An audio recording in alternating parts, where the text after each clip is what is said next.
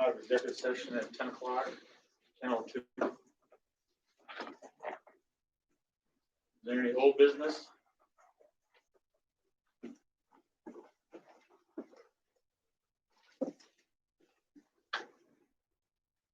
I'll wait for Jamie a little bit, but I guess this is when the new board will be taken over. But I got something here for this one. Here's Marion Schlomer for your services that you did here. I appreciate it.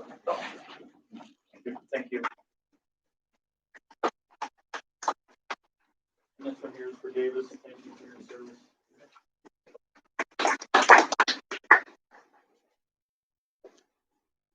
Well, I guess you guys have anything to say?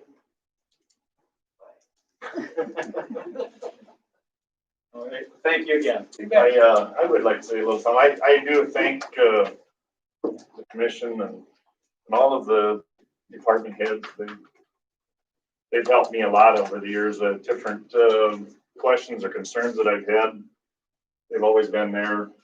Different questions I had to answer, they've answered them right up front, and I appreciate that from all you guys.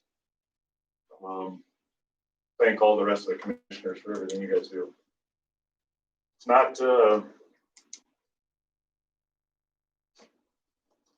It's not an easy deal to do all the time when you get crap thrown at you right and left when you're trying to do what is best for the county. But I do appreciate those of you that are coming in to serve, willing to step up to the plate and do this, because number one, as long as you approach it with the idea that it's what's best for the county, that's always been my approach from day one, that I tried to look at everything, what it was best for the county and not necessarily what was best for me. So I do appreciate that. Looking at the agenda here, I'm a little disappointed in seeing some of the stuff that's on the agenda for the new board and the new commission. And the one item is number 32, where the sheriff is trying to change the resolution right away with the new commission. I find this almost really disheartening that he's not even looking at this as an opportunity to try to make this thing work for the county. We have a deficit in this county, or a problem that we're losing funds in this county so fast. And I think, and I hope that this new commission looks at those dollars and realizes where they're coming from, because we have one of two things to do. We're either going to have to raise taxes, or we're going to have to stop spending, or our county's in trouble. So with that, thank you, everybody. Thank you.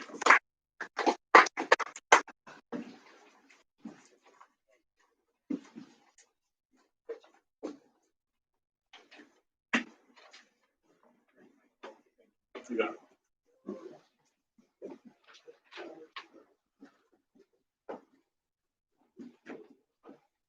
Yeah, thank you. Take care. Thank you. Good. Good luck.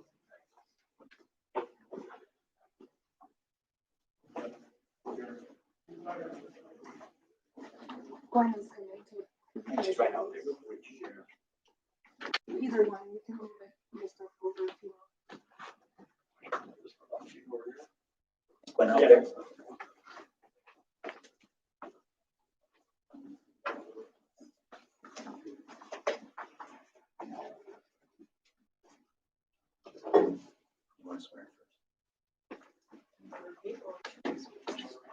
They all have their own. First, am I here? Sure.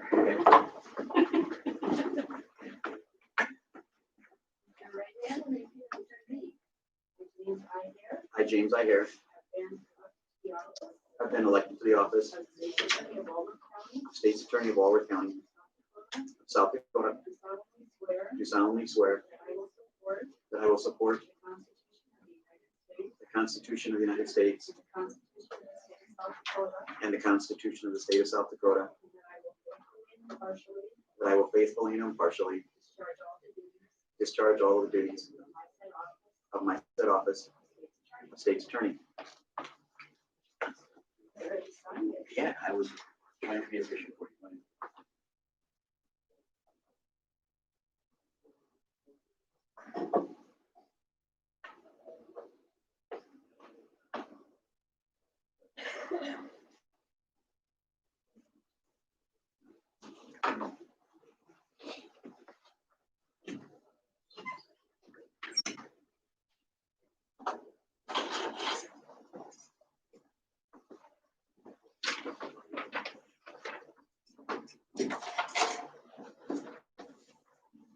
I, Rick Kane, I, Rick Kane, having been elected having been elected to the office of County Commissioner to the office of County Commissioner of Walworth County, South Dakota, of Walworth County, South Dakota, do solemnly swear do solemnly swear that I will support that I will support the Constitution of the United States the Constitution of the United and States, the Constitution of the State of South Dakota, the Constitution of the State of South Dakota, and that I will faithfully and impartially that I will faithfully and impartially discharge all the duties discharge all the duties of my said office of my said office of of Commissioner.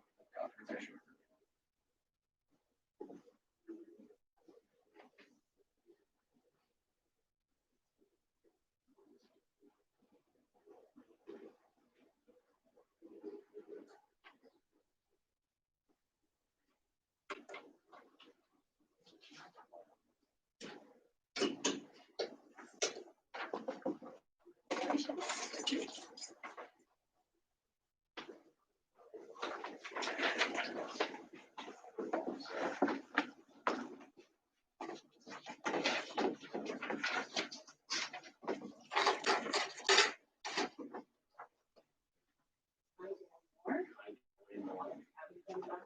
Having been elected to the office of County Commissioner To the office of County Commissioner of Walworth County, South Dakota, solemnly swear solemnly swear to support that I will support the Constitution of the United States the Constitution of the United States and the Constitution of the State of South Dakota, and the Constitution of the State of South Dakota, and that I will faithfully and impartially discharge all the duties of my said office as County Commissioner.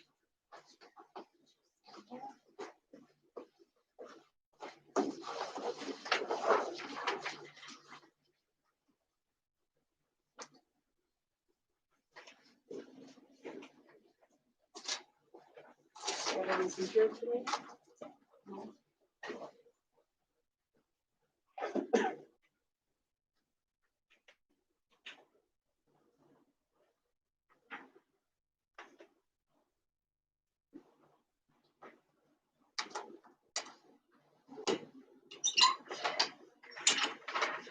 Thank you. I mean, Vicky.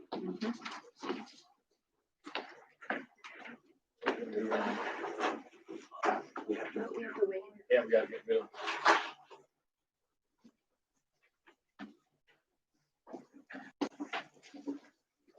Number 7, being as the Walworth County Planning and Zoning Board. Is there any old business? New business? Here none, I take a motion. Okay, I got a motion on the floor. I need a second. Adjourn. Got a second. Any more discussion on that? Hearing none, all in favor say aye. Aye. Opposed say nay. Motion passed. I convene as the Walworth County Board of Zoning Adjustment. Is there any old business? New business? Hearing none, I take a motion to adjourn. Okay, got a motion on the floor. Any second? A second. Any more discussion on that? Hearing none, all in favor say aye. Aye. Opposed say nay. Motion passed. I'd like to convene as Board of County Commissioners. Number 17, consider motion to accept the resignation of Nyla Moak of Walworth County Treasurer. I got a letter I submit my resignation for Walworth County Treasurer effective January 1st, 2021. Need a motion for that? Okay, I got a motion on the floor. I need a second. Second, any more discussion on that? Hearing none, all in favor say aye. Opposed say nay. Motion passed. So number 18, consider motion to appoint Amanda Silvernagle as Walworth County Treasurer. I so move. Okay, I got a motion on the floor. I need a second. Have a second. Any more discussion on that? Hearing none, all in favor say aye. Aye. Opposed say nay. Motion passed. Okay.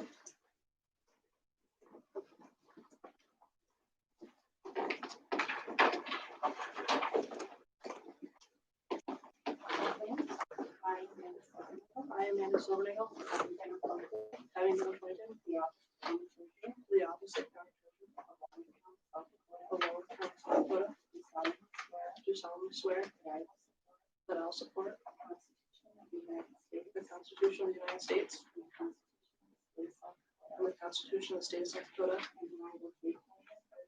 I will faithfully and impartially discharge all the duties of my said office of county treasurer.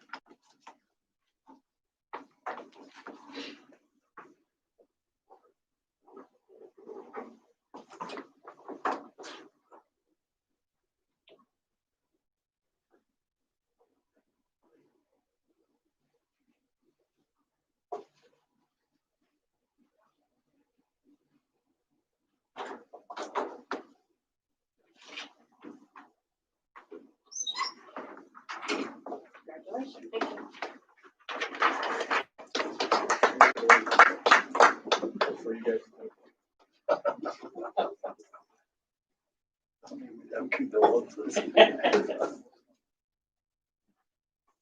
Okay, we'll go to 19, administer oaths of office.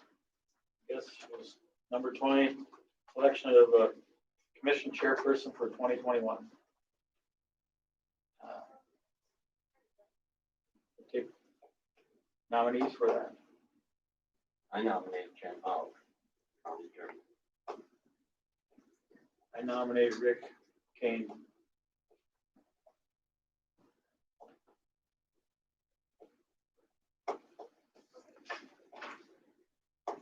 Say a motion, please. Baron Schlober kind of gave his going away speech, and I'm going to give my little here I am speech. You know, nobody ran against me, so I don't know whether they figured I was going to do a good job or they figured the job was so crappy nobody would want to do it. But I agreed to do it, and I'm going to do it to the best that I can. I don't have a big agenda other than to try to get this board to come to some central position and quit the division. We have enough division in our country, just looking at Washington, that we don't need it here in our county. Our county, when you look at the whole country, our county is a pinhead. It's nothing. But that little pinhead is 90% of our lives. We don't have much we can do on the big scale of things, but we have a lot we can do here. And that's what we need to do. There was a big brouhaha here in the last month about something that Kevin stated inartfully. It wasn't said in the manner that I wish it would have been said. For those people that had an agenda to be against Kevin for whatever reason, agitated things more than it needed to be. They interpreted it one way. If you didn't have an agenda, you could just as easily have interpreted that the other way. It turned out bad. It was embarrassing. I don't want to see that happen anymore.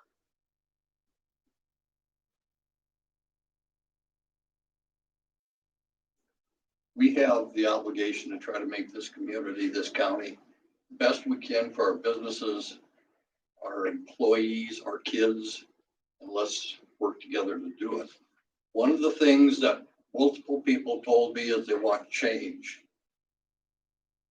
Because I'm here to help make change, I think I'm gonna start that right now. I'm gonna second the motion for Jim as chairperson. It'll be the start of a change. Let's keep that change going. Let's come together. As far as agendas, I do have an agenda. I support the concept of a jail. But I support the concept of fiscal responsibility even more. So if it turns out that the system we have right now does not work, is not financially responsible, I certainly will look at the jail concept. I think it would be good if we can afford it. If we can't afford it, keep going the way we are. That's my position on that. So with that, I've got the second for Jim. Okay, well, Jim, then that would be here for you. I would think. Rick already said his vote. Okay, so just, I'm gonna say a second, and then- You have a motion and a second for Jim. You have a motion for Rick, but it hasn't been seconded. So right now, then you would have, so then his motion, your motion to nominate Rick would fail. There would be one candidate. And so you'd move for nominations, and then you would vote on the one candidate. That would be my understanding. Is that how you would see it? Yeah. You want to vote for Jim? I mean, I'll make a motion for nomination. See. Second. All in favor, say aye. Aye. Motion passed. You're the guy, Jim. We do need actually, that was just the nomination cease, we need a vote for the chair. And I vote aye. Aye. Okay.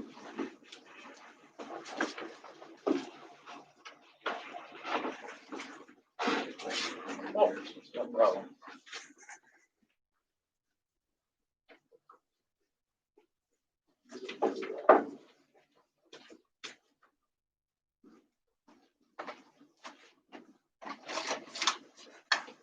I would take nominations for vice chair.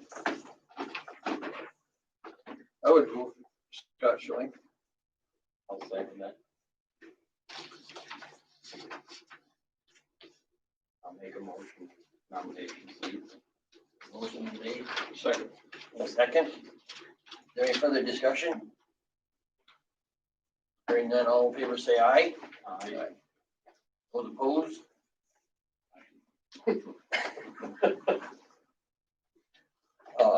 Now we vote for that position.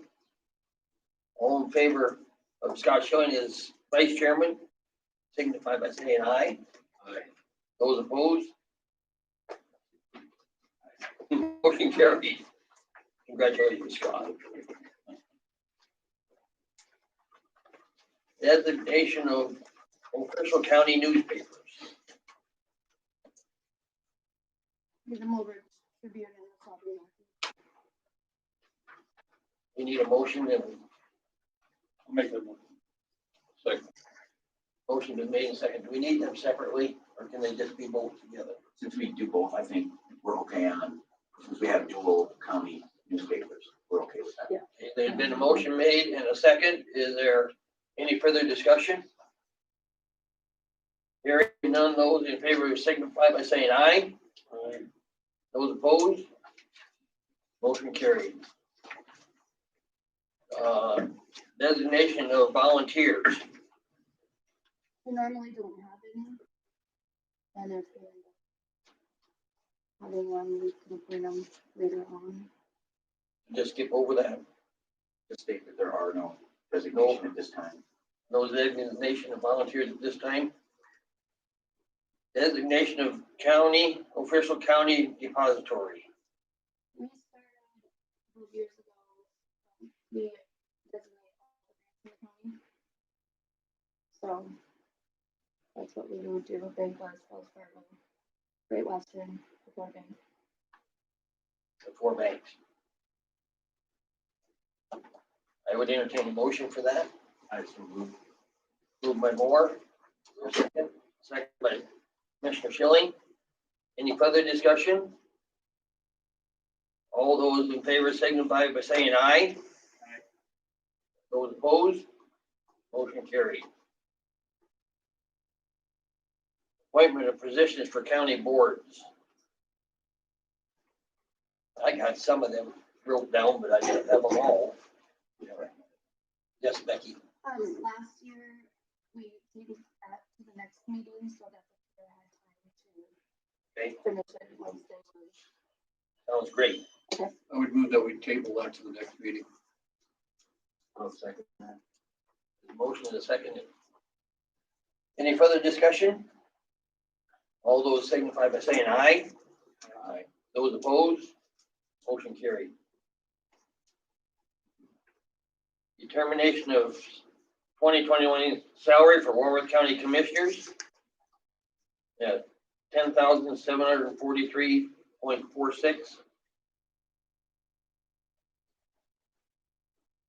I would entertain a motion for that. I'm new. Is that the same as last year? Yes. Yeah, so moved. Moved by Commissioner Kane, I'll second second by Commissioner Moore. Is there any further discussion? Hearing none, all those in favor signify by saying aye. Those opposed, motion carried. Authorized publication of complete list of salaries for all officers and employees.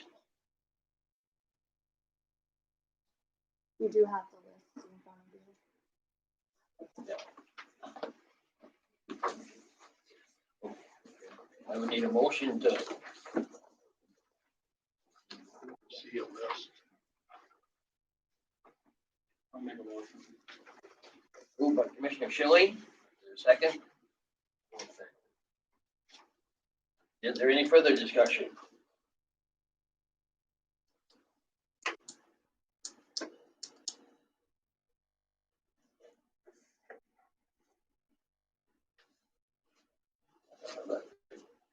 I thought I'd let Rick do it real quick before we ask him to vote.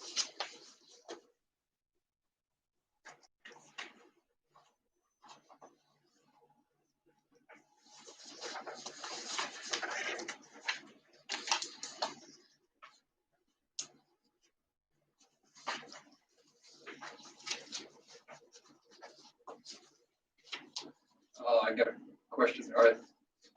Are these the salaries that were used to compute the budget for 2021? Yes. I'll work for now. All those in favor signify by saying aye. Those opposed, motion carried. Consider motion to adopt resolution WC 2021-01, resolution to establish election official fees.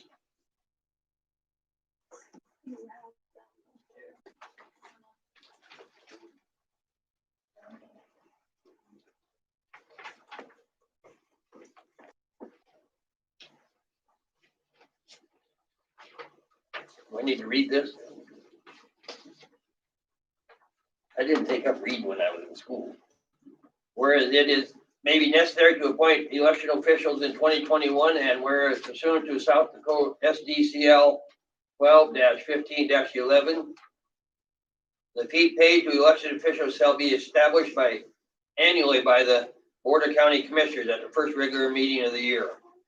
Therefore, be it resolved by the Walworth County Commissions that for the year of 2021, elected officials shall be paid as follows.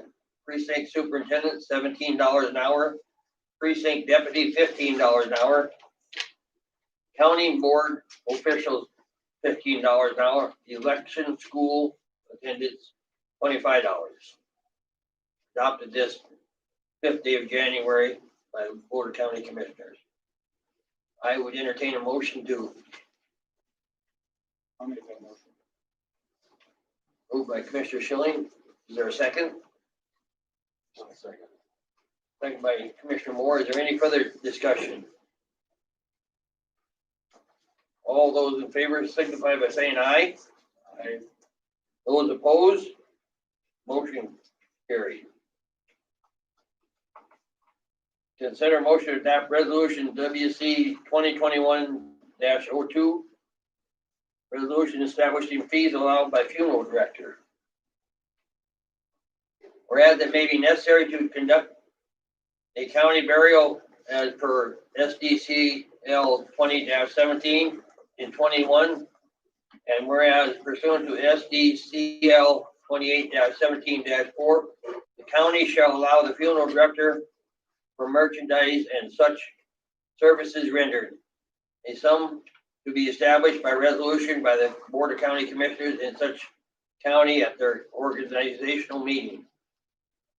Therefore, be it resolved, Walworth County Board of Commissioners for the year 2021, funeral director shall be allowed as follows: maximum dollar amount per merchandise and services rendered for the county burial, $2,500. And sit outside container at the cost when required, and acceptable invoice is provided. I would ask for a motion to approve that. Moved by Commissioner Schilling. Is there a second? Second by Commissioner Kane. Any further discussion? Hearing none. All those in favor signify by saying aye. Those opposed? Motion carried. Consider motion to adopt resolution WC 2021-03, resolution to establish salaries for elected officials. Whereas the county has established the following elected positions: county treasurer, county auditor, county register of deeds, county state's attorney, and county sheriff. And whereas pursuant to SDCL 7-7-9.1 and SDCL 7-7-12 and SDCL 7-12-15 respectively, the Board of County Commissioners shall establish by resolution the salaries payable to said elected officials.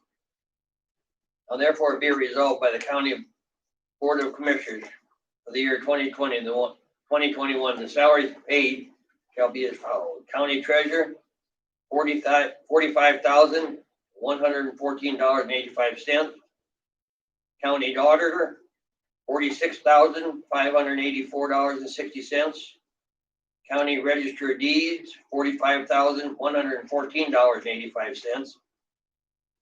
County state's attorney, $80,260.26.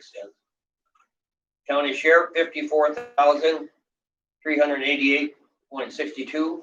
And county coroner, $150 per call. Date adopted this 5th day of January 2021 by the Board of County Commissioners. I would entertain a motion to accept that. Moved by Commissioner Moore. Is there a second? Second by Commissioner Schilling. Is there any further discussion? All those in favor signify by saying aye. Aye. Those opposed? Motion carried. Consider a motion to approve claims to be paid as presented. And you all had a chance to look at those. Moved by Commissioner Schilling. Is there a second? I'll second. Second by Commissioner Moore. Is there any further discussion? Becky. I did email them out, but their list of you'll want to take a look at that before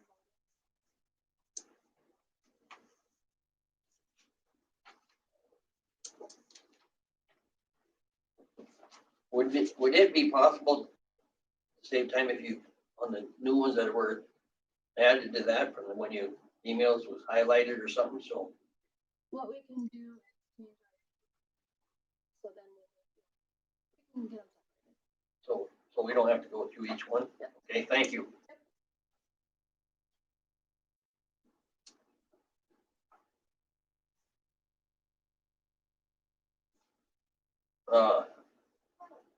Motion made and second. All those in favor signify by saying aye. Aye. Those opposed? Motion carried. Consider motion to adopt resolution 2021-04, resolution to establish number and compensation for Sheriff's Department.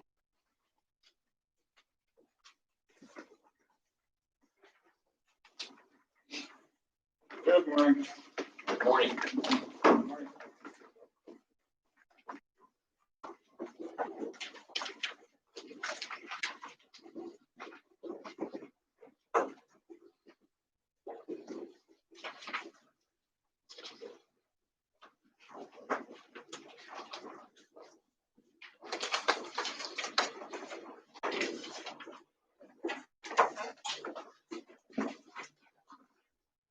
Josh, is that the one you emailed to me?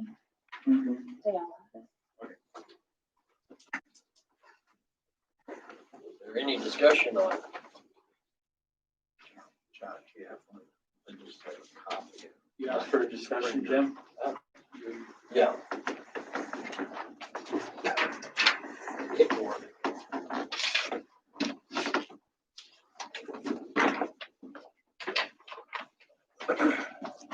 I guess I've got something about it. I guess, I honestly don't believe that, Josh, that you've given that even enough time to see if 4 is gonna work.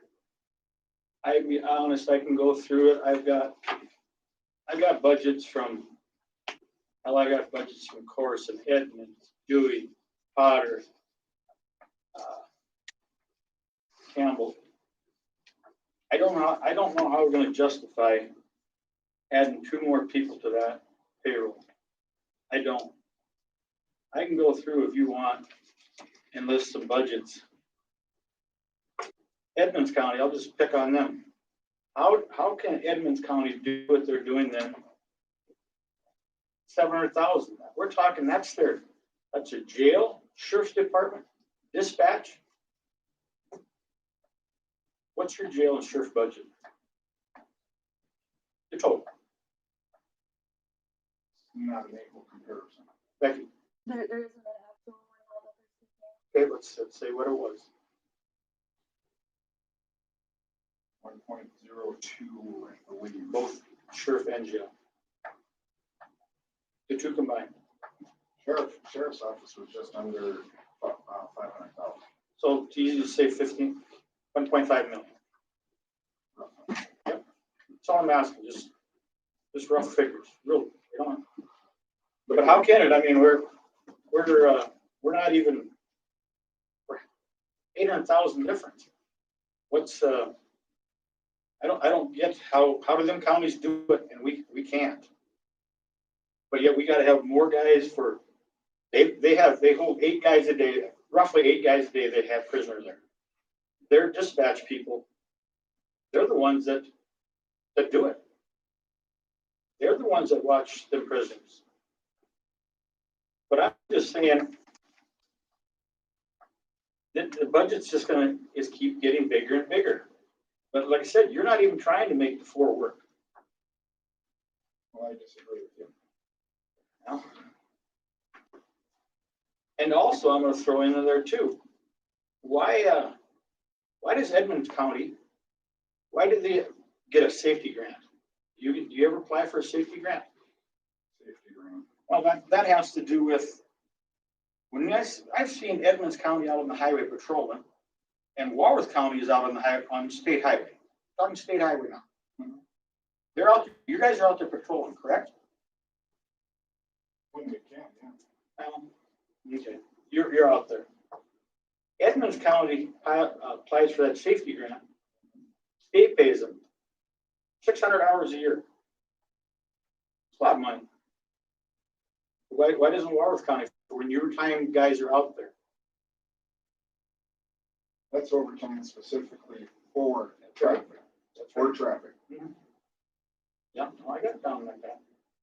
Same thing with the cops grant. You can apply for all that. Do you apply for one? I don't have the manpower to have them out.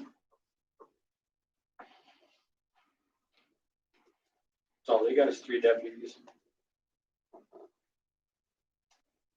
We've got 4 or 5, I believe.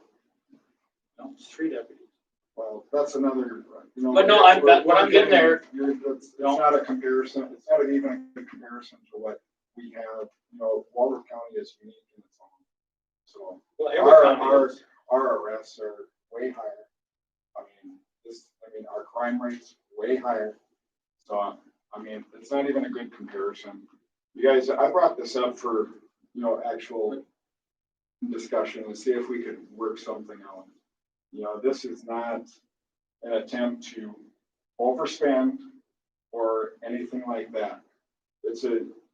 Transport is brand new, and we're having to go all over the place right now because I don't have a jail. That's what I'm getting at, So now Josh. we're compensating for that also. But don't compare me to another county when it's not even feasible. You just said a word that it's new. This transport is new. You're right, it is. But that's why I'm saying you're not even giving it a chance to work.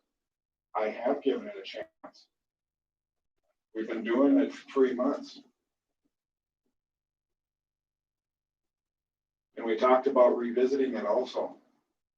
I'm running into issues and have been ridiculed on the record already for hiring additional personnel when the 4 are out or they're not available. I had one with COVID that just got back that I couldn't use. There was 2 of them out. There are things that are going to come up that I'm going to have to fix on short notice.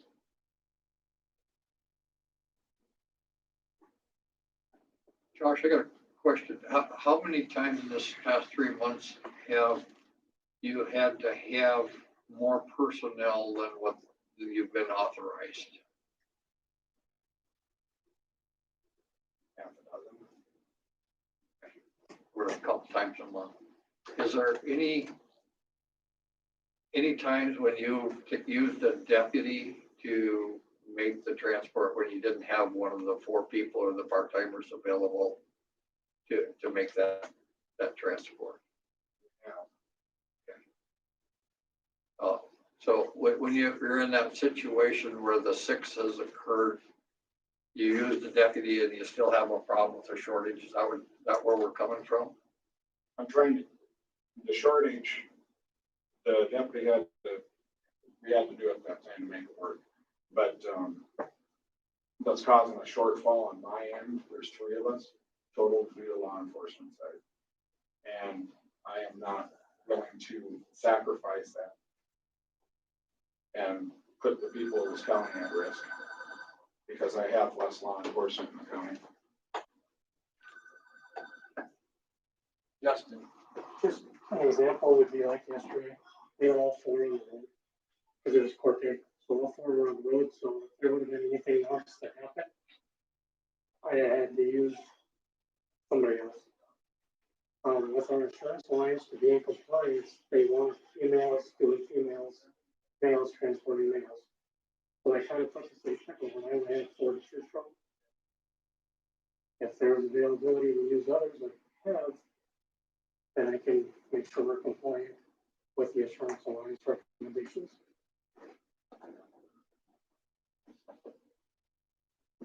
How do we schedule, and I don't know, and I should have asked you that when I talked to you before, and I never, I think of these things at 2 o'clock in the morning.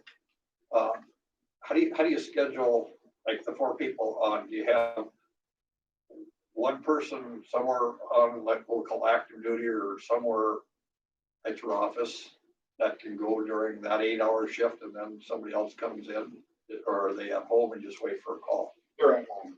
That's what the board decided when they put the salary. I did have them in-house at the time, but that was changed. So now they're all at home. They receive a phone call. There's a male-female available for a day shift and a male-female available for night shift. It's how we're splitting it. It's difficult for them to have time off. You know, sick leave, the vacation. It's very difficult for them. So you have 2 male and 2 female are the 4 that we have right now then, correct, for each of those 12-hour shifts. Do they receive any special kind of training, academy training or anything like that to do the transport? Just all on the job training, their jail staff that I've utilized. As far as they've gotten correspondence course, and as far as any upgraded training, we do what we can on our end as far as taser and stuff like that. Firearms, we're working on that because of COVID. Instructors, actual trainings haven't been available because of that. We're starting to see some of them come out via Zoom, but obviously there's a lot of hands-on things. We go through training with restraints, handcuffing. This is on the job training by you? Correct.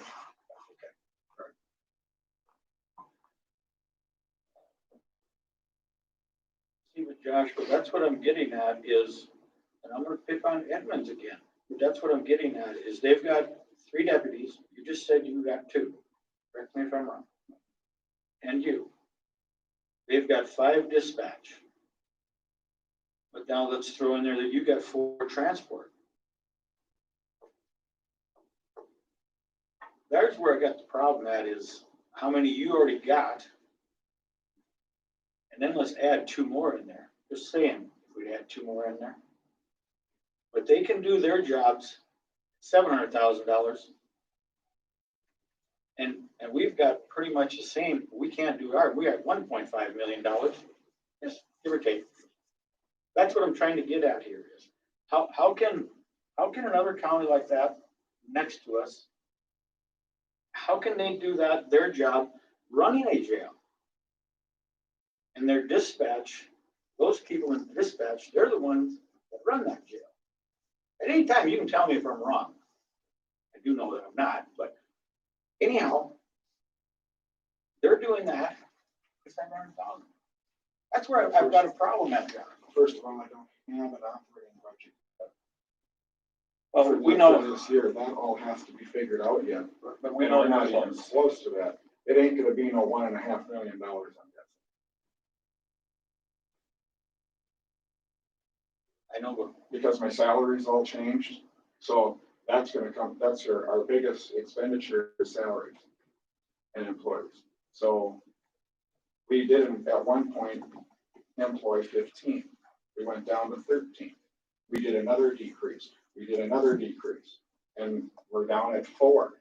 So I mean,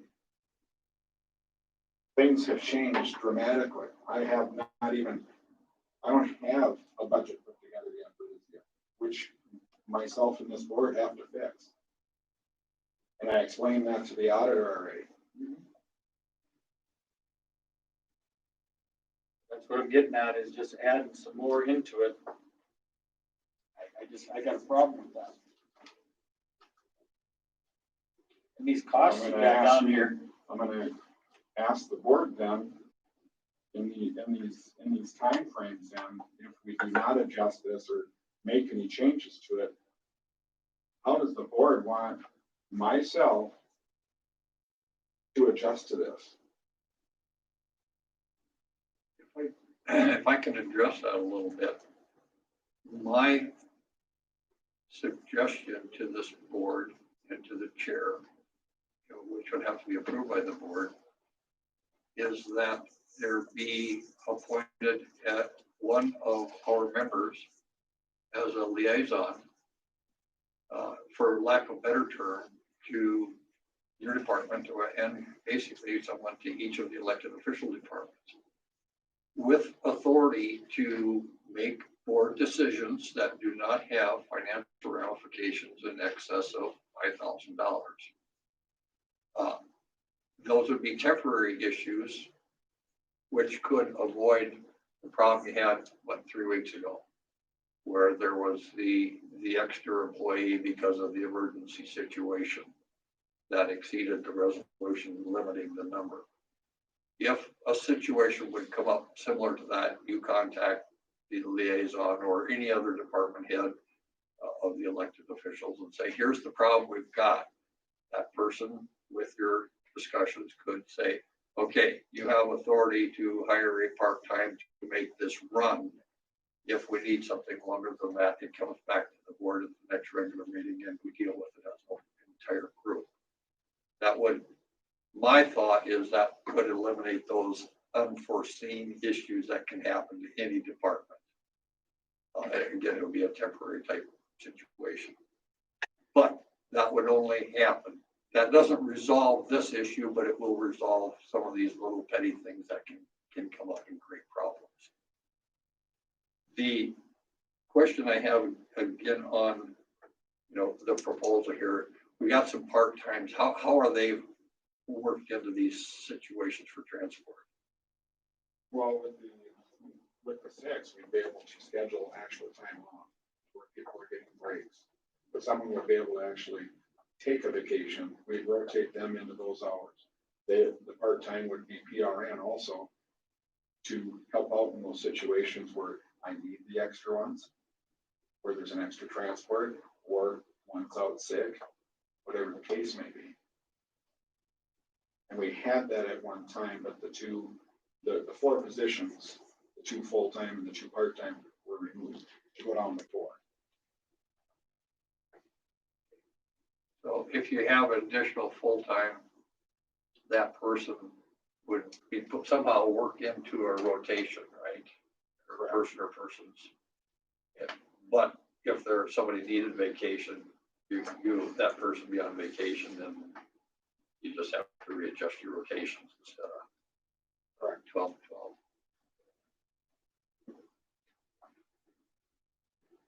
But in I think we need to make this work. It's got to work, and it's got to work efficiently because that's what we have. That's what we have to live with. I don't have a problem personally of adding staff because we obviously a few weeks ago we showed that we didn't have sufficient staff. We have to figure out how to do it affordably. And I guess I'm looking for other people's ideas, what we can do. We got to make it work. We can always revisit it. If we turns out we're overstaffed, we deal with it. If it turns out we're still understaffed, we can deal with it. This is an evolving lifestyle because we got a whole change in how we're operating. And I respect you coming in and saying we got a problem, we need to fix it. Just how we're going to fix it, how we're going to pay for it is the concern I have. So I guess I'm thinking, see what Jim has to say. Josh, did you make some changes on the hourly rates too? That doesn't seem like the transport offices. Is that what that figured out to? No, some are at 17 and some are at, we'd have to correct that. Some are at 17 something right now and some are at 15.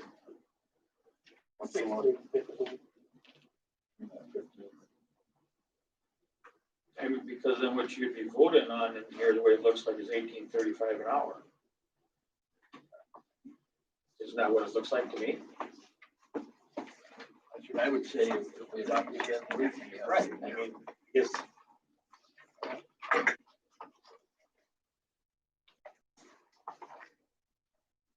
Can I amend that to the current wages that they're currently in? Those are salary positions now. They're salaried right now. And that was part of this resolution to go back to hourly. Their salaries were set based on what their hourly rate was. Okay, yeah, I guess someone told me that they got bumped up when they went to salary versus what they were before. They just switched over to 40 hours times Right, the hourly rate. yes. I think all the resolution said there was that salary range. There was a range, and then Yeah. the salary range previously. 34 and 36 or. I can't remember.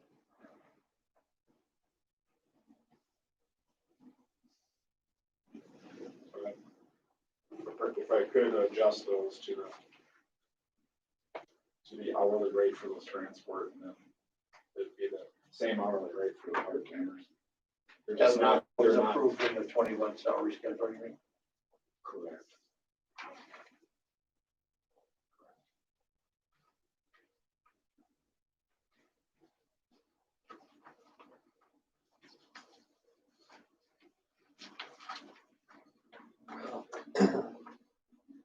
No, Becky, If you're gonna make adjustments to it, then we'll probably have to wait till next meeting anyways, right? Cause we Yeah, need it. since we don't have it on that agenda. What, because I missed the first part. What do we? Oh, this is on. We're discussing, it's on the agenda. Okay. The figure resolution, like, consolidation of this month. Yeah, we can make an amendment to it. Because it's on the agenda, we're dealing with it. We can amend it or approve it or however we want to deal with it. Okay, last time. Had to table it.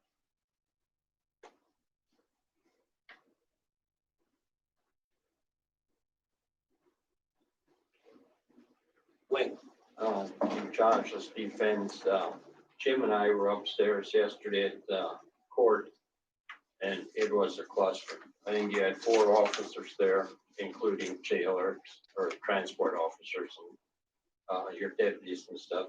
They were coming and going, and it's in any court case, one of them always has to use the bathroom, so you've got to take them out.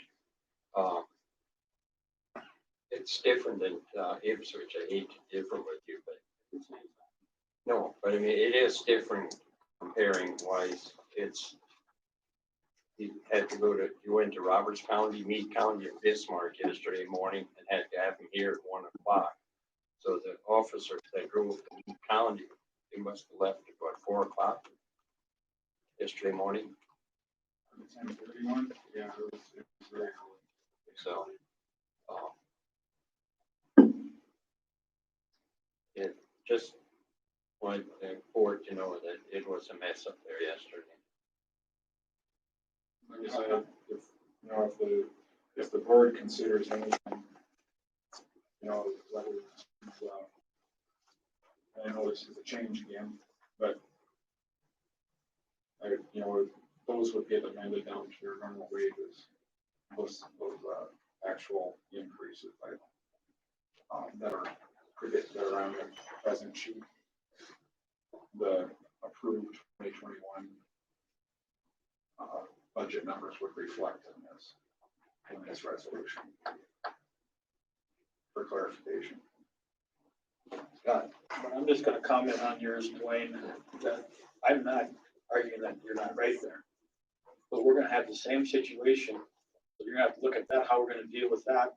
When you recall when we probably had spring of 24 coming over here. So we all know that that's gonna happen. So we're gonna have to try to figure out how to fix that situation too. And I don't believe for 1 second that we can keep hiring people to fix that one problem. We gotta figure out the problem, not just keep hiring more people. That's what I'm trying to get at. But we all know that where we're at here. Tell me if I'm wrong, how many people you had a string coming over here sometimes, 20 something. But I mean, it doesn't matter if we got 20 some or 10 something, we still gotta figure that out. But bringing that string over here has nothing to do with transporting. That's what his problem is right now. Getting the people back here, we're taking them to.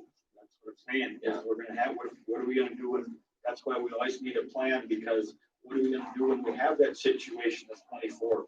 I don't care if they're over Roberts County or Falk County, we gotta figure that out. But is that our solution, that when we do have that, and are we gonna have it again? Are we, Josh? Of course we are. We are gonna have it again. So what are we gonna do about it then? Are we gonna hire more at that time to satisfy at 24 people or 30 people, whatever it's gonna be? We know where we're at. We know that we're gonna have that. But is that our solution, to just hire more? Are we gonna try to figure out exactly what we gotta do there? But is that the solution, to keep hiring people? That's what I'm getting at. I am trying to get them in as many as I can in one location, because that will help, but obviously it'll, with just transport vehicles, the bus thing, But the busing only makes sense if you have a large quantity in one location. So I am trying to do that, but the bed space is, you know, you make your phone call at 3:30 in the morning, you can sit on somebody for a couple hours before you even get an accepting bed, when they call you back and say yes, that they'll take the individual. Do we, you can follow up with Scott's comment, do we have a plan if you get 24? Do we, what do we do with them? Is there a plan in place? I have no idea, because we don't have, I don't have my trailer's not ready yet. This is closed down. I can't use this at all. So. And you certainly don't have the personnel to handle 24 people, right? So that kind of leads back to that concept I was talking about with the liaison and getting approval to spend the $5,000 if you have to hire a bunch of people, come in and babysit till you can figure out how to ship them out. I mean, is that at least for some sort of a solution on the highly unusual situations? I mean, is that workable? Bear in mind, those 24 that you gotta bring back on Monday, you've all had to go there, usually over the weekend, most of them over the weekend. So you got 4 transport officers, and unfortunately, all them little thugs don't create their crime at the same time of day. It's all night long. Yeah, that's all I'm trying to say, Josh, is we don't have any more of a plan right now than we did 3 months ago. Because I don't think our solution is to always keep hiring. I think we gotta figure out a plan of when that happens. Hey, is it gonna happen? Damn right it's gonna happen. But that's what we need to do, is figure out a plan. And I don't think our solution is to always just keep hiring and hiring until we do have a plan. That's all I'm saying, Josh. I'm a little bit, my thought process is a little bit different. I see what you're trying to do here is to plan for the known or the anticipated, which is what you're doing right now, is getting the 11 a day, where they need to go and back and forth. The extraordinary, we do need a plan. I agree with Scott, there needs to be a plan, but you get that plan together and we can review it and try to figure out how we're going to adopt to deal with the unusuals. But I think what you're looking for right now is, this is your plan on how to deal with what you anticipate as a day-to-day operation. Is that correct?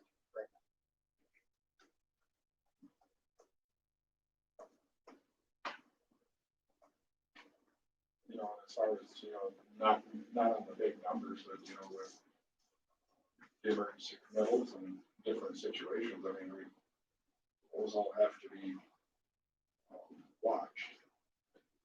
They have to be staffed. If I'm using a hospital bed right now, I'm working with MOH on the emergency committals. Anybody that's majorly intoxicated, we guard them, we sit them. They go through their detox.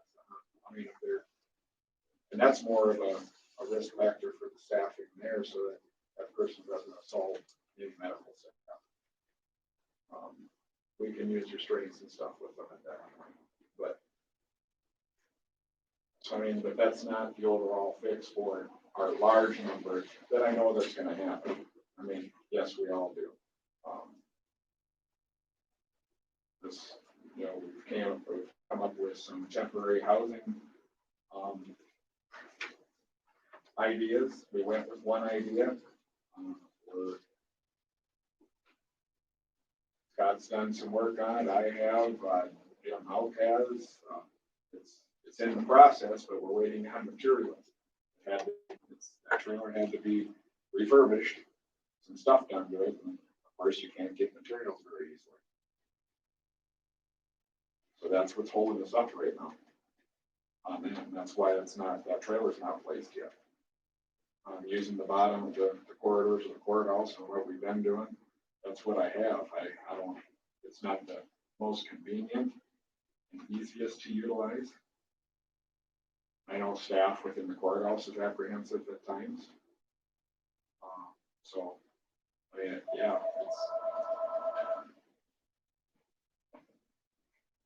it's not easy to deal with. I'd have to wait on everybody. What what do you think about adding the 2 extra full-time?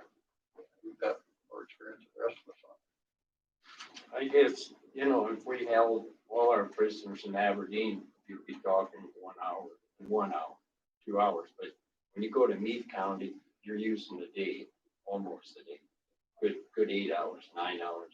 Same with going to Roberts County, 7, 8 hours.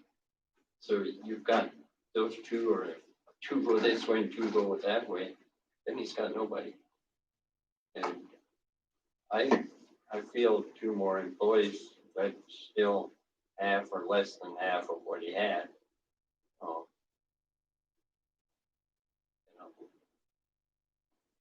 I don't like the money situation any more than anybody else, but we also have to protect our county. I don't want another lawsuit. You and I had a quick little discussion before the meeting about the use of deputies to transport during emergencies, and you had a revelation, and I think you should explain to the public your thoughts on that, why that's not a super feasible alternative. Right now, you've got 3 deputies, right? Okay, so, yeah, if you get called out to a domestic, as sheriff for 16 years, I made it a point, neither the sheriff nor a deputy will go to a domestic by themselves, because they get nasty. So you never go there yourself. So you need one of your deputies and yourself, or 2 deputies. So that leaves 2 deputies. You normally have 1 off, sometimes both. So you're just the 2 of you. So if you start sending those other 2 down the road hauling prisoners, you're going to put yourself in a pretty thin position with DUIs, domestics, anything. That just. But I mean, the way, to be honest with you, you're right, but that's just one of the situations, just like we're talking about. Right, but that situation could happen right now, and you've got to be prepared for it. So that's all I'm saying. I've lived through it, so I know what's needed. I never had the problem because I had the jail, so I didn't have to worry about the transporting. That's our big issue right now, is the transport. I don't think anything I said that I would make a practice of using the deputy. I don't believe I ever said that. No, you don't. I'm just saying, if need be. And we've got to already.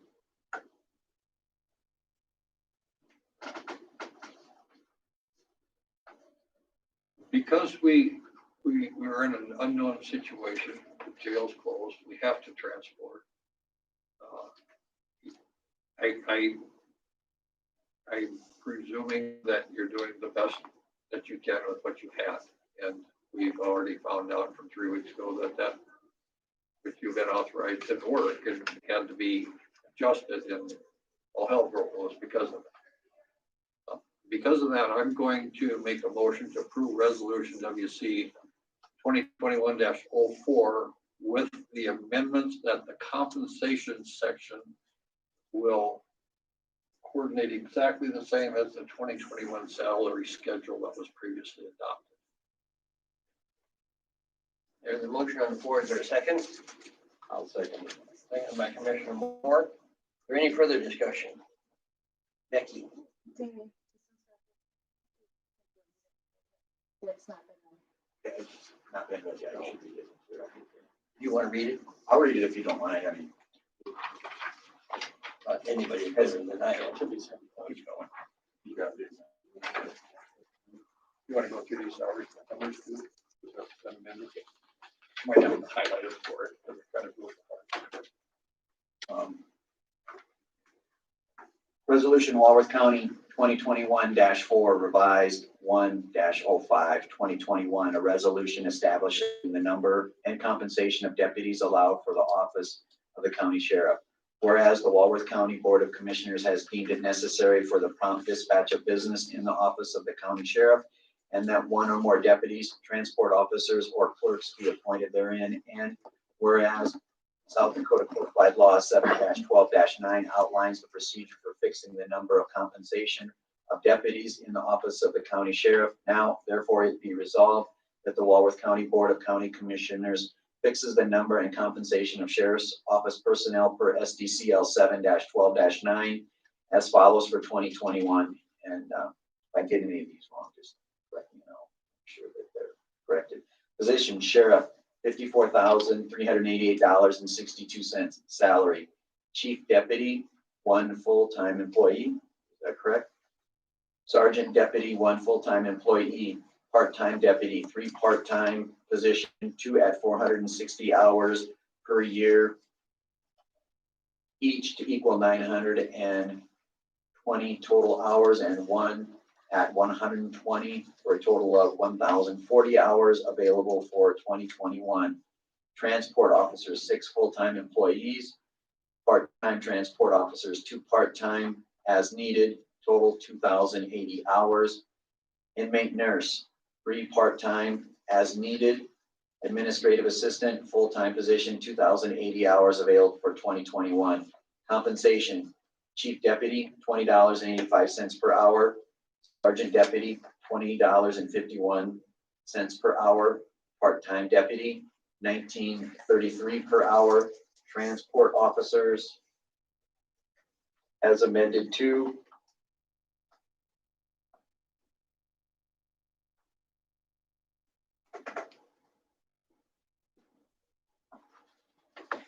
One second. okay.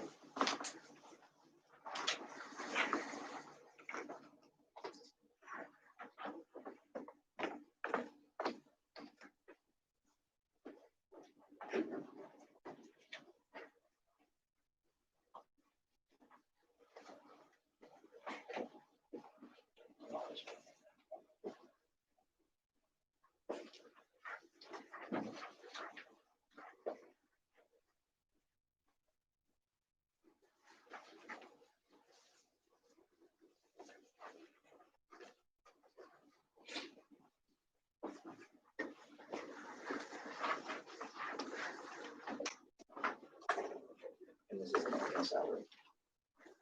She has the salaries listed, yeah. So there would be 1 at $36,462.40 per year annual salary. 2 at $33,654.40 as an annual salary.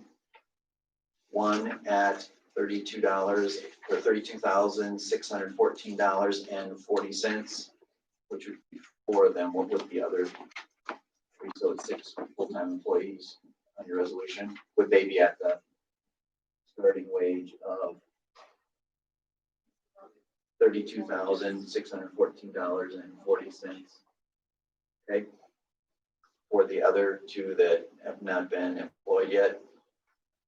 And then the part-time transport officers of $18.35 an hour, PRN as needed. In maintainers, $38.42 per hour.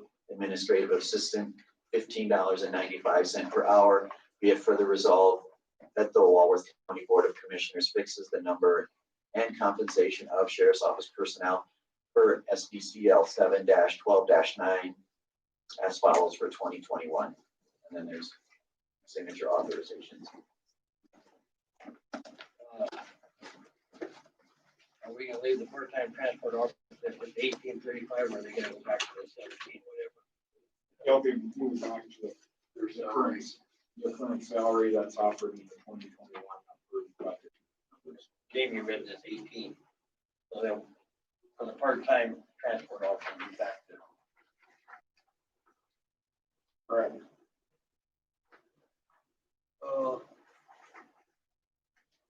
Part-time, we have those on the salary schedule. They essentially they would get the same thing as what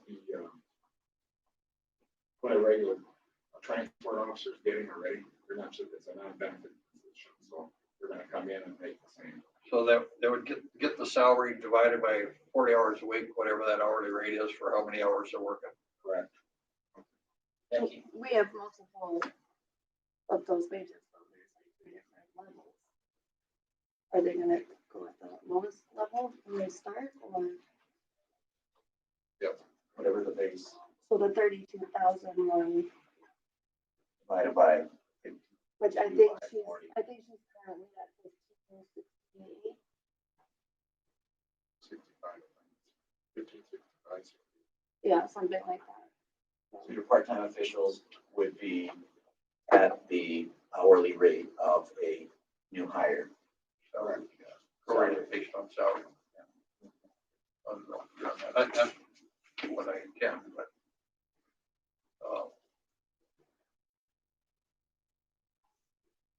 Any further discussion on this resolution?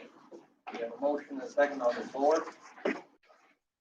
Hearing none, all those signify by saying aye. Aye. Those opposed? Motion carried.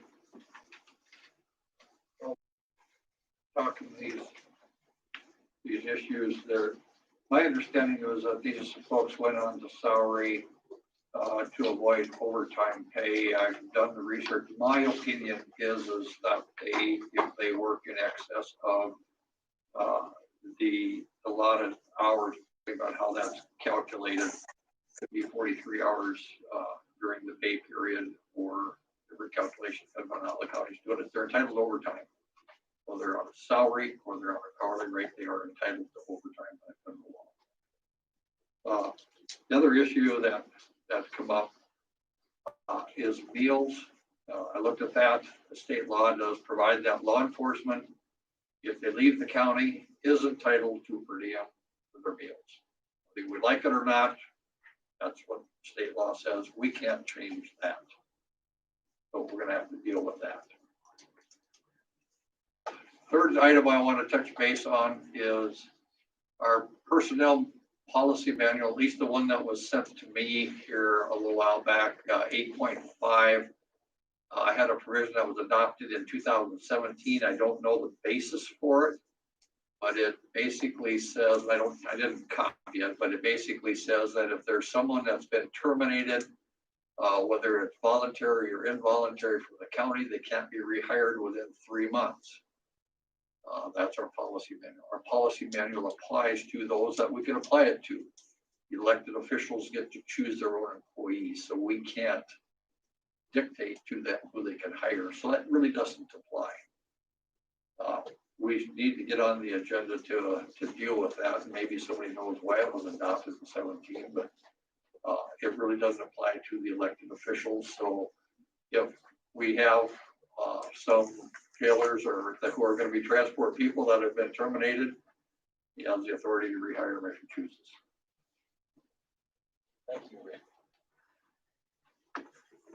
Okay, thank you. Anything more, Josh? Josh? Thank you. Gary? Good morning. It's still morning.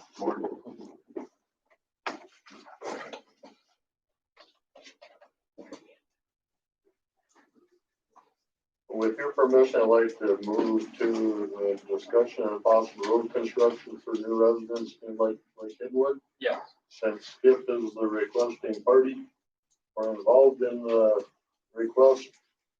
Basically, this is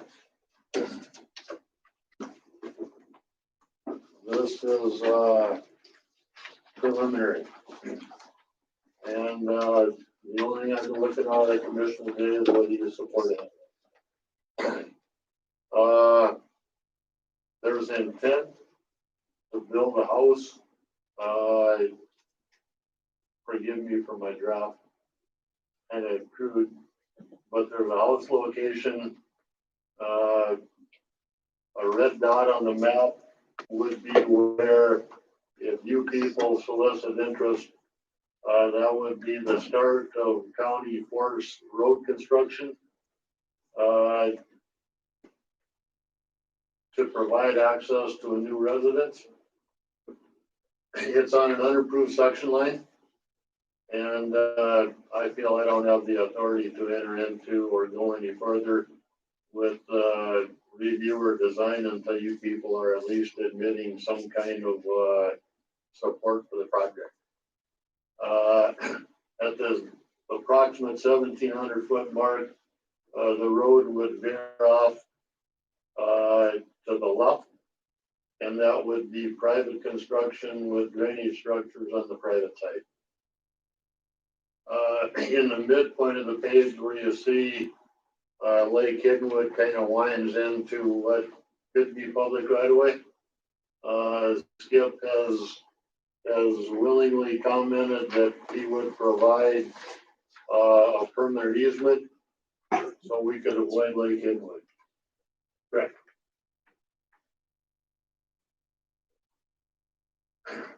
There's some factors. Skip and I have been in conversation a few times. He does have a gravel source on his property, and we're kind of in dire need of gravel stockpile in the area. Skip has willingly commented that if the county commission supports this activity, he would more than likely provide a source of gravel stockpile to the county with no royalties. And we kind of went to the gravel pit, got a gradation test done on the material. It looks like it's suitable, and we probably will more than likely get involved with a crushing operation there. Skip, you can comment anytime in the event that you guys don't support this 1,700 feet of construction. I think Skip and my relationship is still to the point where if we don't support it, I think I'll still provide the gravel in the gravel pit, but then charge a royalty. Numbers, I'm just gonna grab them out of space, but historically we like to see 20,000 cubic yards crushed. That number is based on mobilization costs for contractors to come in. When you target 10,000 cubic yards, the contractor still has the cost of mobilization, whereby smaller volumes, the price would increase. And that's just the generic type thing. So, comments? Mom, he's married and has 3 kids and brings 3 more kids into the school district. He lives in Maryland, works out of DC for the government, and he's done with it. He's out of there, family and all. He's my nephew. And he's been up here thumbing around for a couple of years trying to find a spot. I guess he come up with this. Commissioner Schilling. So then if I understand this, Jerry, then kind of would be the gravel, gonna be kind of a wash then to build the road in or something like that? My conversation with Skip is that it is kind of tough to determine what the county's actual cost with our scrapers, but I'm going to project the 1,700 feet being $20,000 of construction activity. So in the event that you people support it, and if we put up 20,000 cubic yards, which I think is available, if we had to pay royalties, the cost would be $24,000 in royalty payment to Skip. So that would be somewhat of a basis that our construction costs, in theory, will be covered by not paying royalties for the gravel being crushed. Obviously, it's pretty early in this process that what right away exists are the adjacent landowners willing to provide the county with a temporary access easement to allow us to go outside right away if the need arises. All those factors come into play that I am not going any farther with this until I get some kind of whether you guys support this or not. So. They're gonna be a new house. Okay, and you said 1,700 feet, so you're talking roughly 6 blocks. Yeah. We're looking at the county then continued ongoing maintenance of this road. It would, well, once we get there, the process would be, I'd move forward with some kind of in-house design. From that design, I can project if we need any construction easements temporary, for the purpose of going outside of the right of way due to the creek location. That means a permanent easement with the landowner. I believe that's Skip. All stuff that goes on file that, and after the construction activity, it would be considered part of the county highway system under a secondary road type, not primary county. What's the average annual cost of maintaining a road like this? With tax revenues from the house, or what, is this a good business decision for us? That's the question. The only numbers that I remember from the past, I haven't had time to, if you guys want to report, I'll spend the time and put a report together. But from the old Bill Dahlquist days, I remember seeing $1,500 a mile. But the annual report's coming out real shortly, and we can target a segment of primary county highway system and see what we can attach the maintenance costs for the fiscal year and divide it by the mileage, and it wouldn't take a whole lot of time to give you some kind of a number that the maintenance cost of blading is this per mile on gravel. So.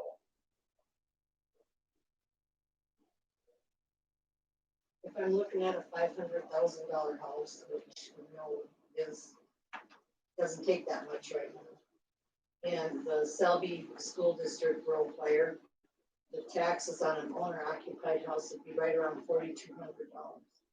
That comes to the county or goes to the county and the school? Oh, How much of that goes to the county? But you also have to take into effect another family in town. It's a whole circle deal. And I think it's no brainer. And does the Howard Department operate under the general tax levy?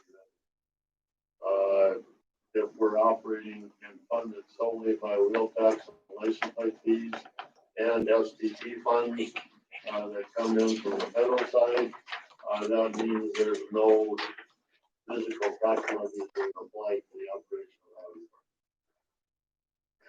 I provided you guys all with one of these that was the separate levy for the separate schools and $1,350 to have $2.37.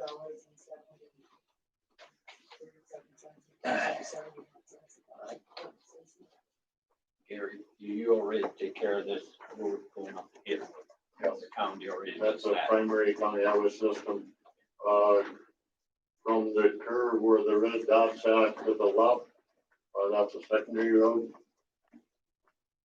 Okay. I know cattle through this place on that. So there's actually this little area here and another 6 blocks that you'd have to run up. Yep. If there's a problem with adjoining landowners, I'll move a little bit and deed that land to the county. So we don't have to deal with, I don't assume we're gonna have any problem. We probably don't even have to get onto anybody else because it's in the section. You've got 66 feet to work with. If you need a little more, you can definitely move to my land and I'll deed it to you. I would kind of agree with Scott, it's kind of a no-brainer.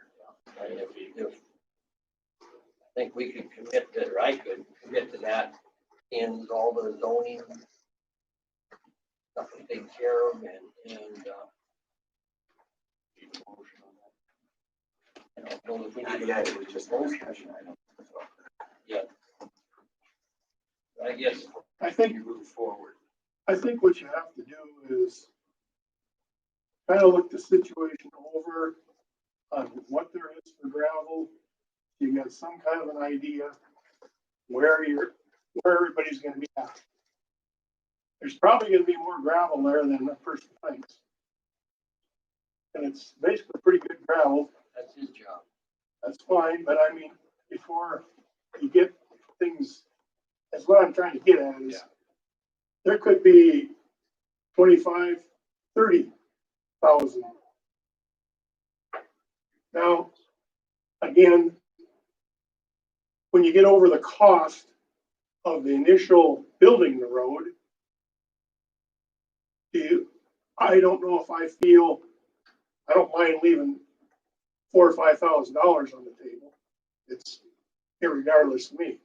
But if there's $10,000, $20,000, I would probably like to recoup a little bit of it. Because I do have the expense of building the rest of it myself. In my mind, if we did get to that point where we made an agreement, say for 20,000 cubic yards, and we put up 30,000, we would just pay you the difference. Well, it's something for you guys to discuss. I'm just bringing, everybody's all on the same page. That would only be fair. I mean, I'm not out to gouge anybody or anything. I just felt that, you know, there's not a road there. Never has been one there.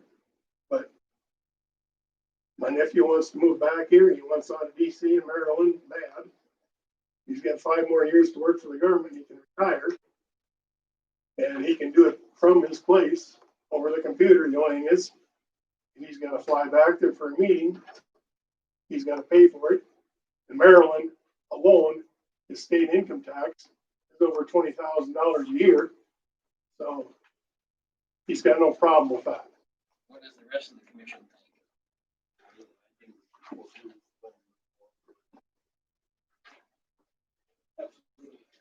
Rick, what do you think? Yeah, I don't have a problem with it at all. I just need to understand, I don't understand this. Just so everybody's on the same page. I don't You know. guys Big learning curve here, but yeah, I mean, if we bring people in, we build improvements. If it's not, I mean, do what we can. If it's not killing us, if it's making us money, it's even better. So, yeah, I don't have a problem. I say pursue it, Gary, and gather the dollars in the sense. Well, another thing is you don't have no gravel up in that country. He's tried to get some up there, and nobody will let him have it. So, So I don't know if we need a motion for that, just discussion and That's all I was asking for. try to move forward.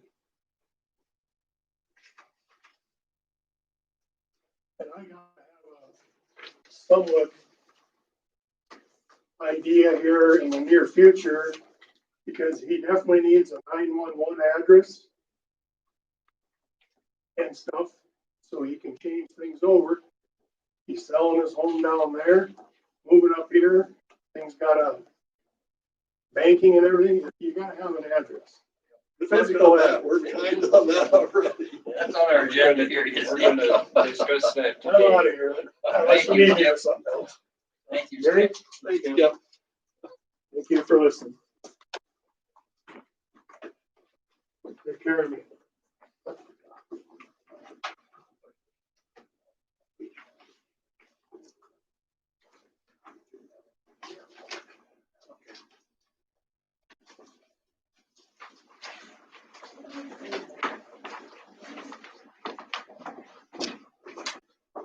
Excuse me for dragging my feet here. I'm looking for some.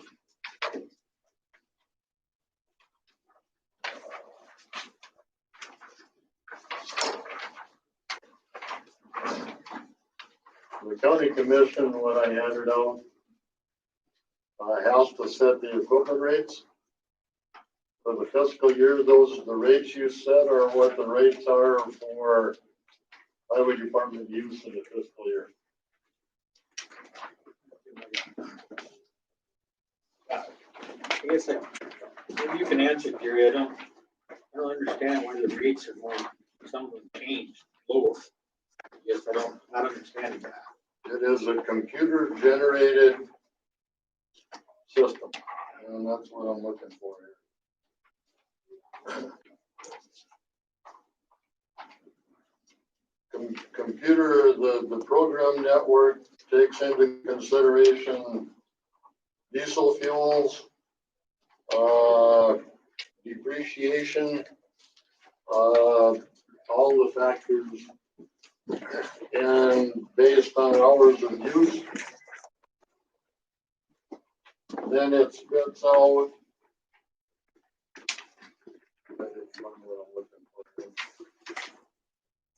See if I can find one.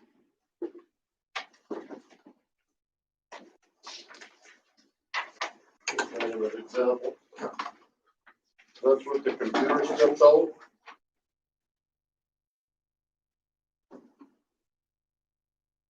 Actually, can keep it. I'll give that. That's what I can have.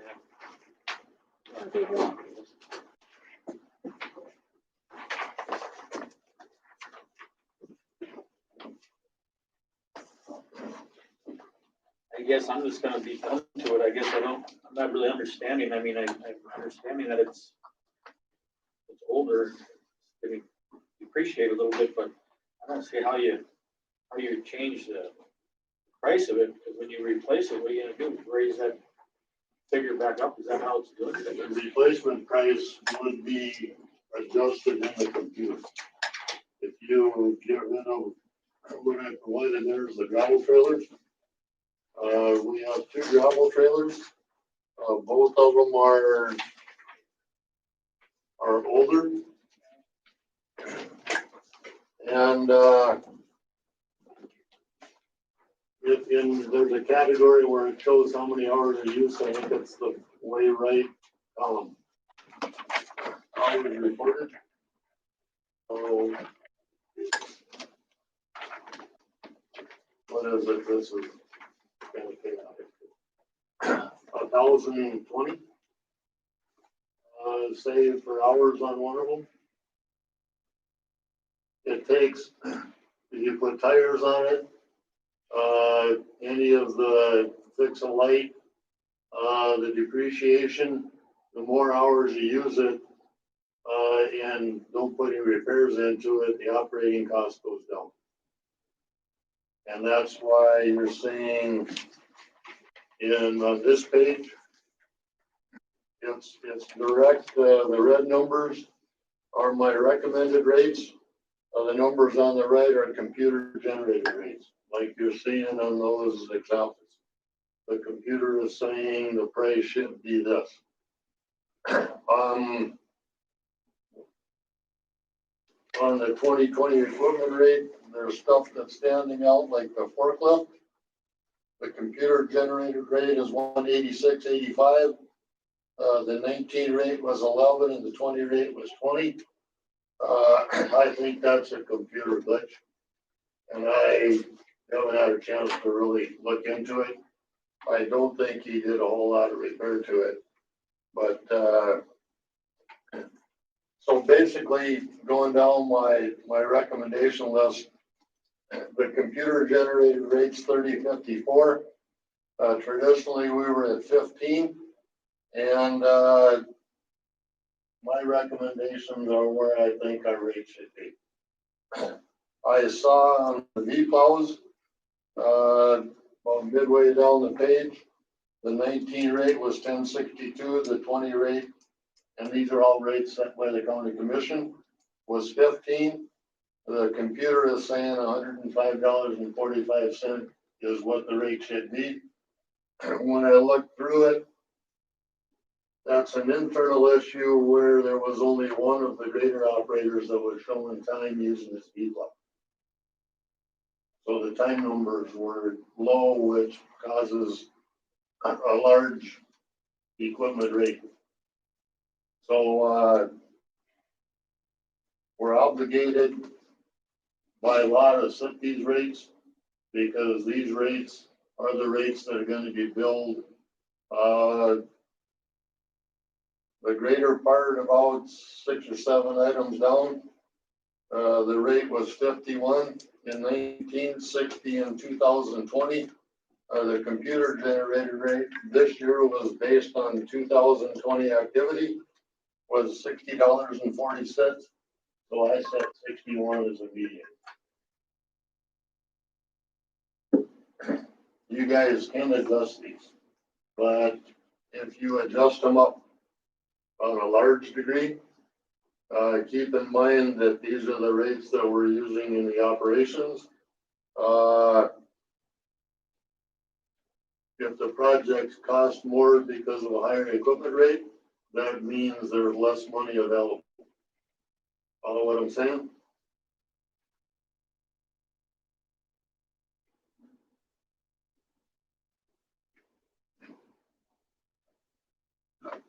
These rates are only applied in internal. Internal now, in the event that a grader, the town of Java, we have a massive snowstorm, we're all caught up, and they want to hire the county to come in to offer a service to get them open back up. Snow removal towards the bottom, it's the grader with wing established rate plus labor. These numbers apply to anybody that we do work for. If somebody requests county services and that will be coming hopefully in 2021, we're a resident. The protocol is a resident has to come into the county commission and request the county provide service for blading a private road. They have to come to the county and request it, and you guys make a determination that the county will provide maintenance. The program is established for, was established in 2020 to get two hours of service from the county and nothing more. If we go on a private road and blade, all of the internal costs, the grader, the operator gets billed direct to the private entity. How's that documented for the future?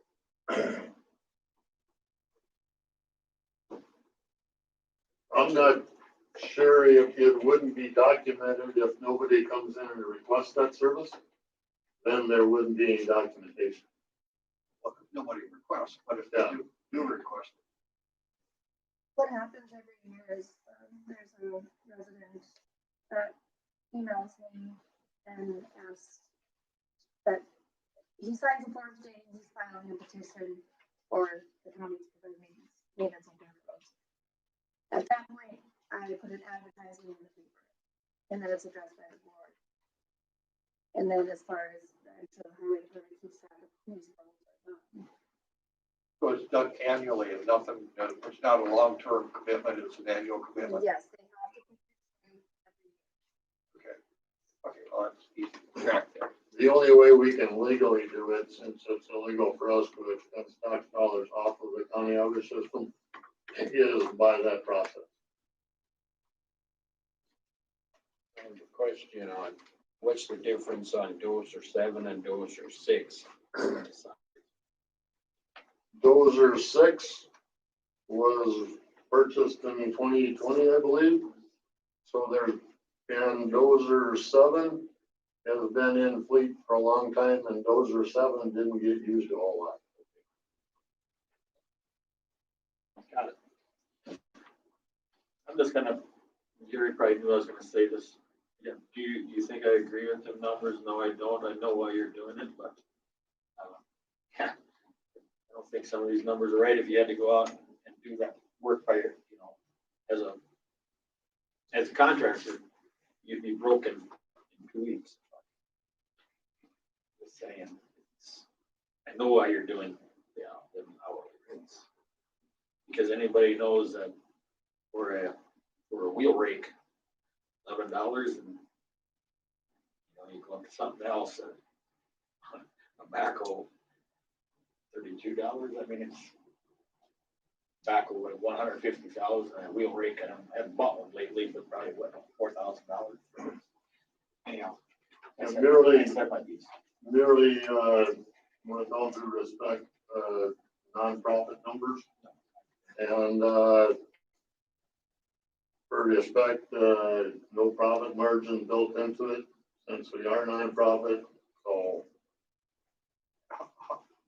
Other than governmental entities, the only time that these are gonna apply to a private individual who would otherwise have to go on contract would be, like you said, somebody come in and you did the private road thing. How often is that? Of contractors coming in and doing the No, service. of us going in and doing somebody's private road, then they pay us for use for equipment. It's not a lot in a fiscal year. I don't know if overall on the greater side that we had 20 hours of billable service. So it's really not gonna impact the overall scope of what we're doing. No, but like I said, the purpose is that, effective when you guys, if you approve my recommendation and set those rates, tomorrow, when the grader operators go out and show 8 hours of blading, now it's costing us $1 more an hour. That's the internal financing expenditure stuff, so. And then he'll use those numbers when he brings us cost per mile for maintenance. Not yet, because we're just starting the fiscal year, so. I just want to comment on what you're saying there, Rick, is because that's, truthfully, that's where I've got the problem on them rates, is because I look at a grader right there at $61. We'll find that out when we go to buy a motor grader. If that motor grader is gonna cost us, then that's how I look at it. I go, $61 an hour.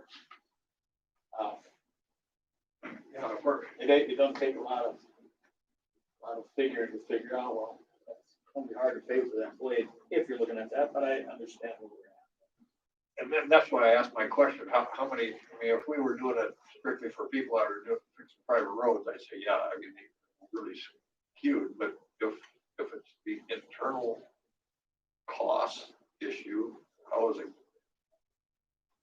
What difference does it make other than that's what we're gonna charge a Java?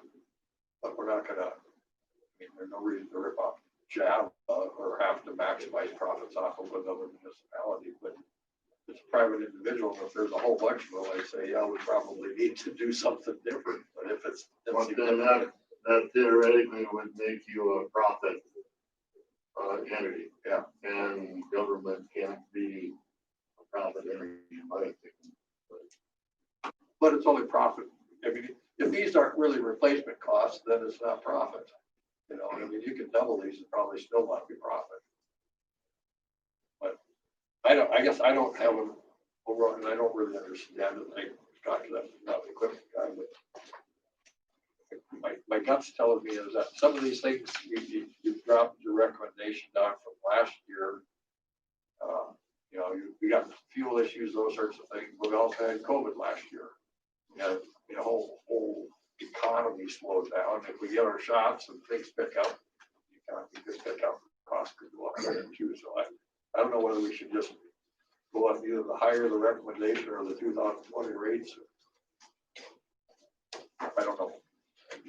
Just pointed, sorry for interrupting. I was looking for the semi trucks. The 19 rate was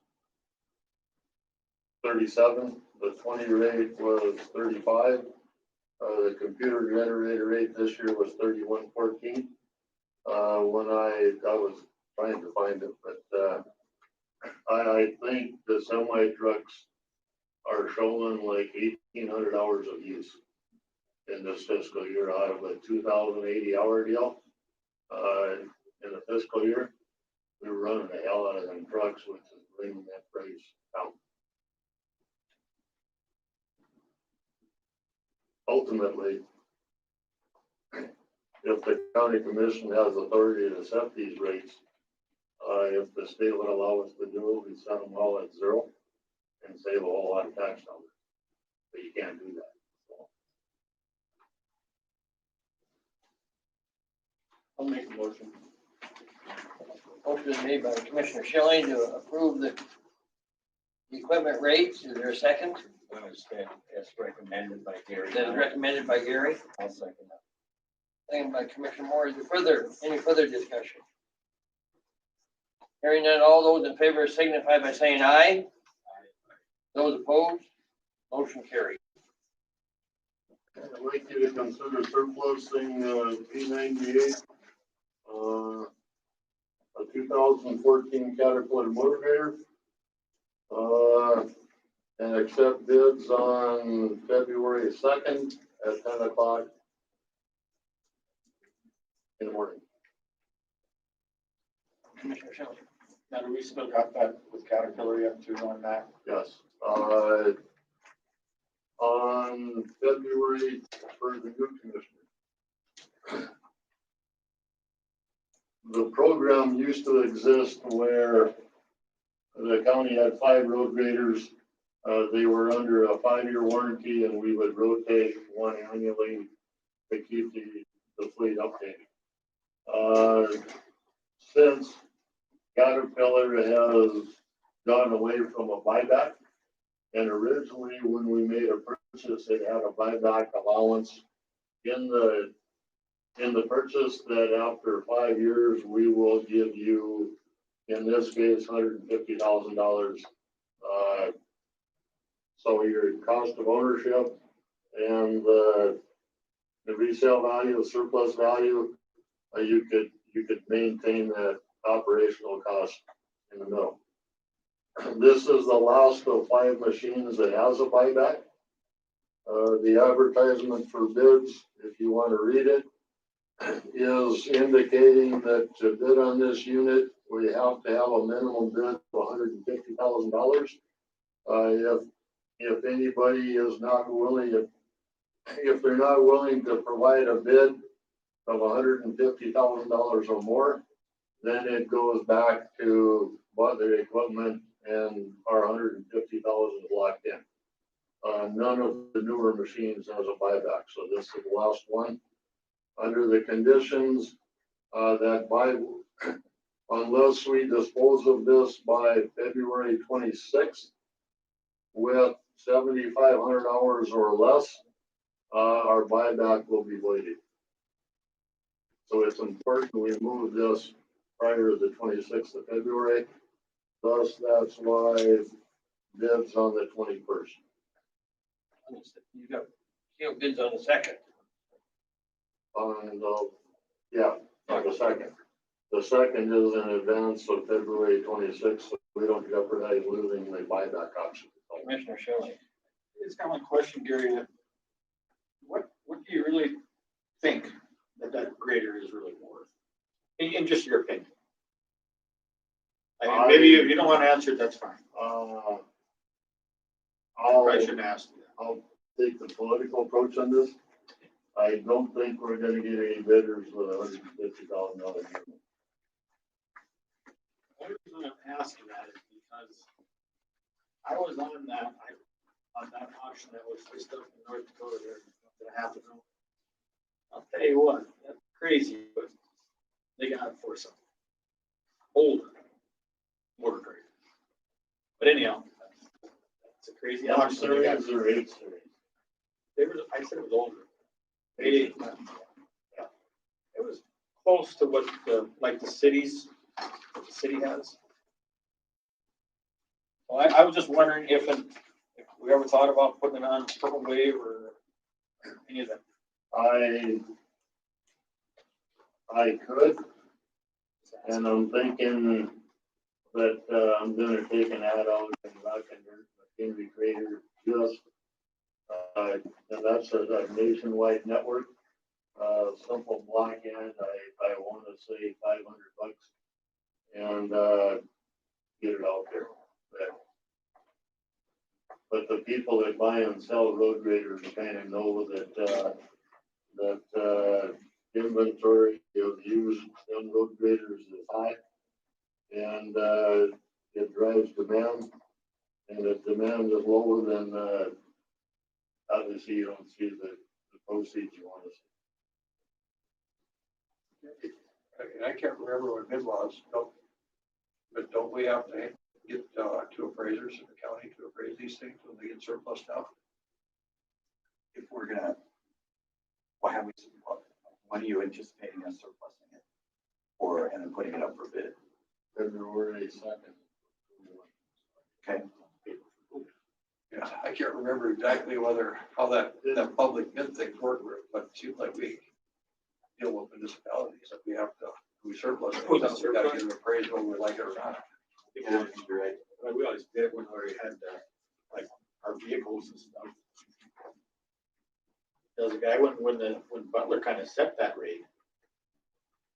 I can look in the bid book and like here, what we had. It seems like it's two residents of the county, it seems to me like you have to appraise it, then it has to sell for 80 or 90% of appraised value or something like that. On the legal side, if the advertisement says minimum bid $150,000, would that not be?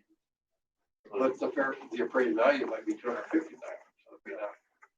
But, we need to adopt those where we gotta get that sale. I'll get that, I'll get it here. Yep, if it does require an appraisal, I'll make a motion that, Becky can select the 2 or 3 appraisers necessary to get the appraisal completed. Can we do that, means it's not on our agenda? The sale is. The surplusing it. Okay, got a motion on the floor, is there a second? Second by Commissioner Shelley, is there any further discussion?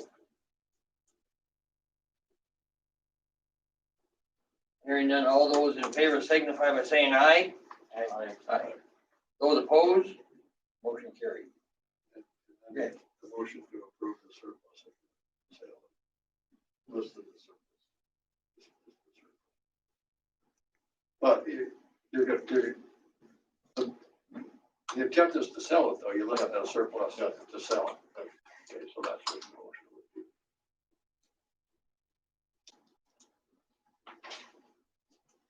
I would entertain a motion to consider this road grader surplus. Made by Commissioner Kane, second by Commissioner Moore. Is there any further discussion? Hearing none. Mr. Chairman, would you want to set the date then?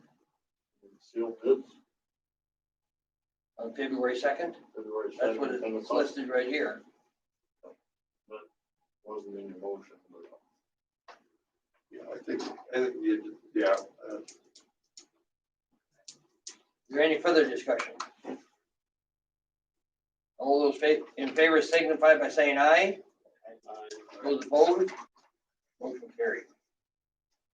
The last item, report that Entrado continues to question status of position somewhere on behalf of Walworth County had a 911 address in his database. Frankly, that's you guys, you just tell me what the selection is. I'll work with it. I thought that Mobridge was doing it. You got the RT? Yes. But Yeah. I think there was some question on every part of the process. Jim? What made me question, Becky called me after the last meeting and said 2 girls went out to the county for a few hours and everything was done.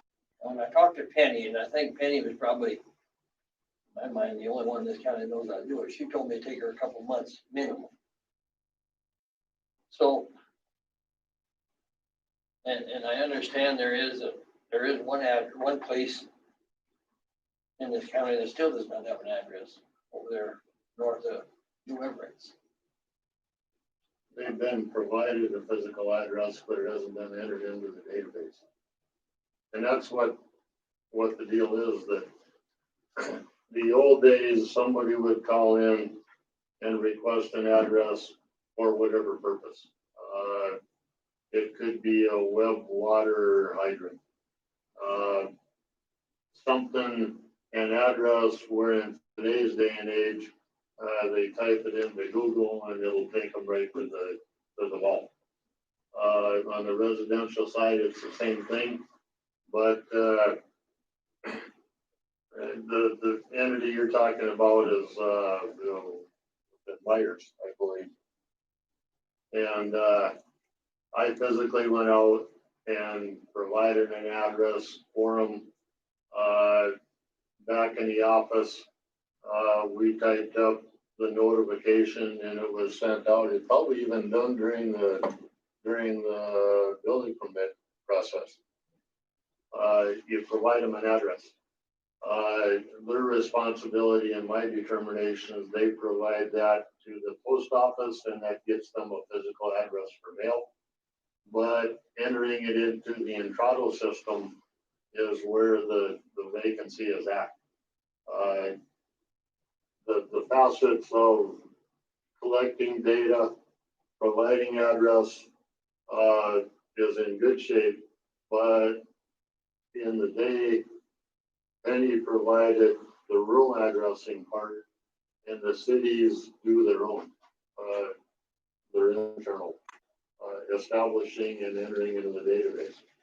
So we've had a vacancy for a while of nobody putting the county addresses into the database and the dispatch center. So that's what Entrado is saying we need to correct. So I got right down that someone from the city of Mobridge is going to take over and do the part that the county is going to be doing. Well, Heather called me and she said that she has 2 people that do it in the city and that they went out, they got us all up to date and took about $300. Now, maybe someone needs to reach out to them and see if they are entering it into that system. At this point in time, we don't have an agreement then with, a formal agreement with the city that they're going to provide that service, or if they're going to charge to provide that service or anything. We should probably get that documented in some way so it's covered. And, you know, if Heather leaves, we can say, here's the deal, this is what we did. And I don't know enough about how to define it, or, but somebody probably needs to deal with it so we can hammer it down. Well, Appears to me that nobody in the county knows how to do the whole project. Becky, again, North Central Learning only meets in January and July every year. And so it's be able to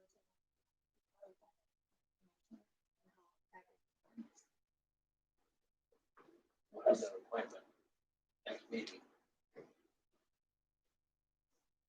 with all due respect, it's kind of important that, anytime you look at how a municipality is addressed, like, Rick Kane, 417 3rd Avenue West, that's a whole different animal than 12947 125th Street. So it's kind of important that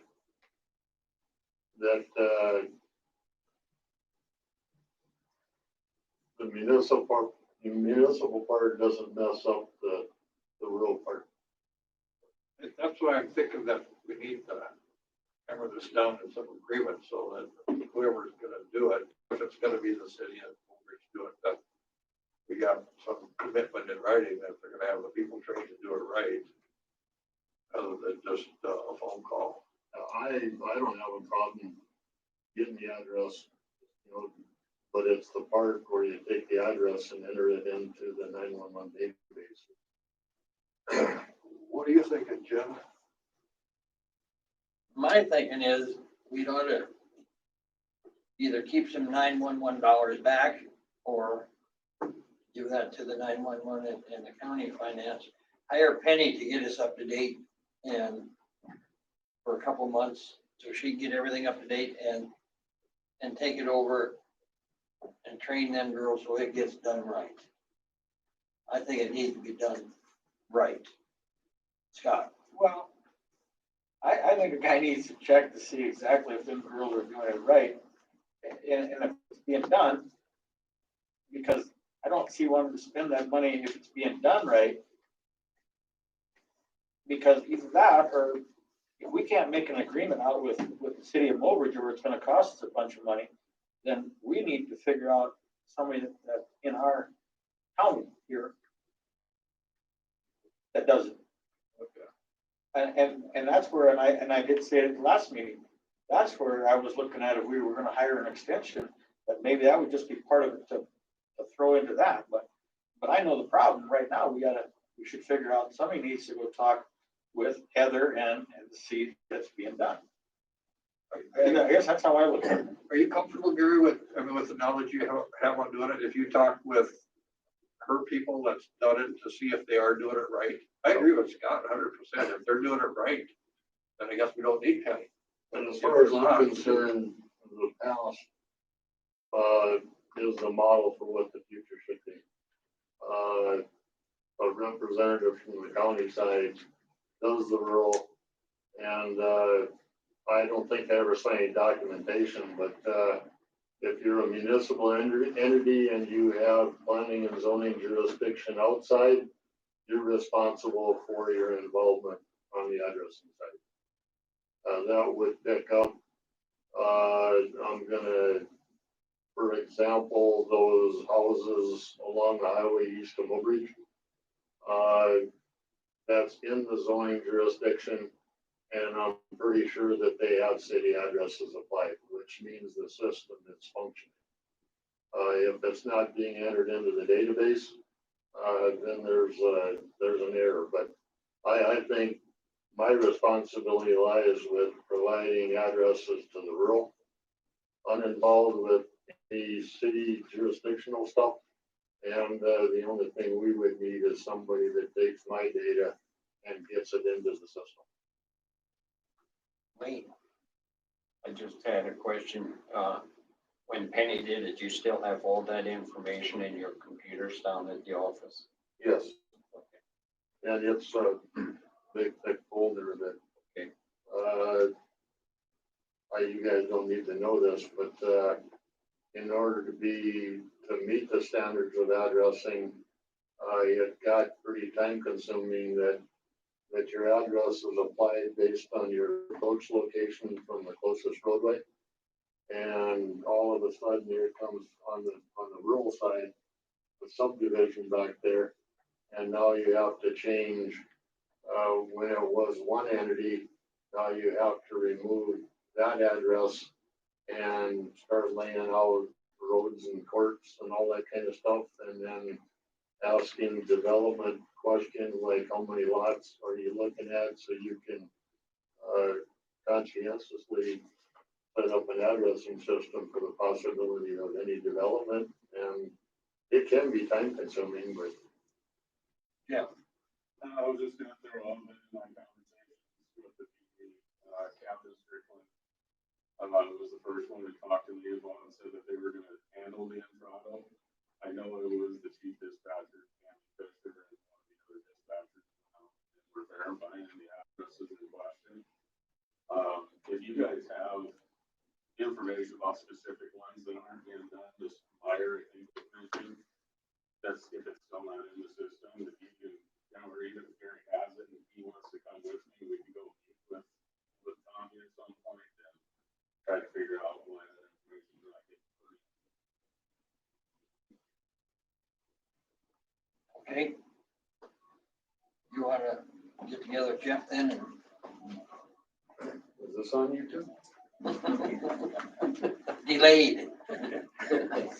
Gary, maybe. My wife's brother-in-law. Thank you, Gary.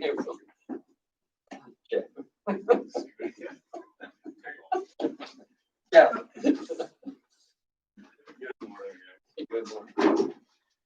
I'm gonna try to make this as quick as possible. First thing I'm gonna do is hand you out one of these very colorful federal papers. Like, we'll talk, I'll get this thing in here in a minute.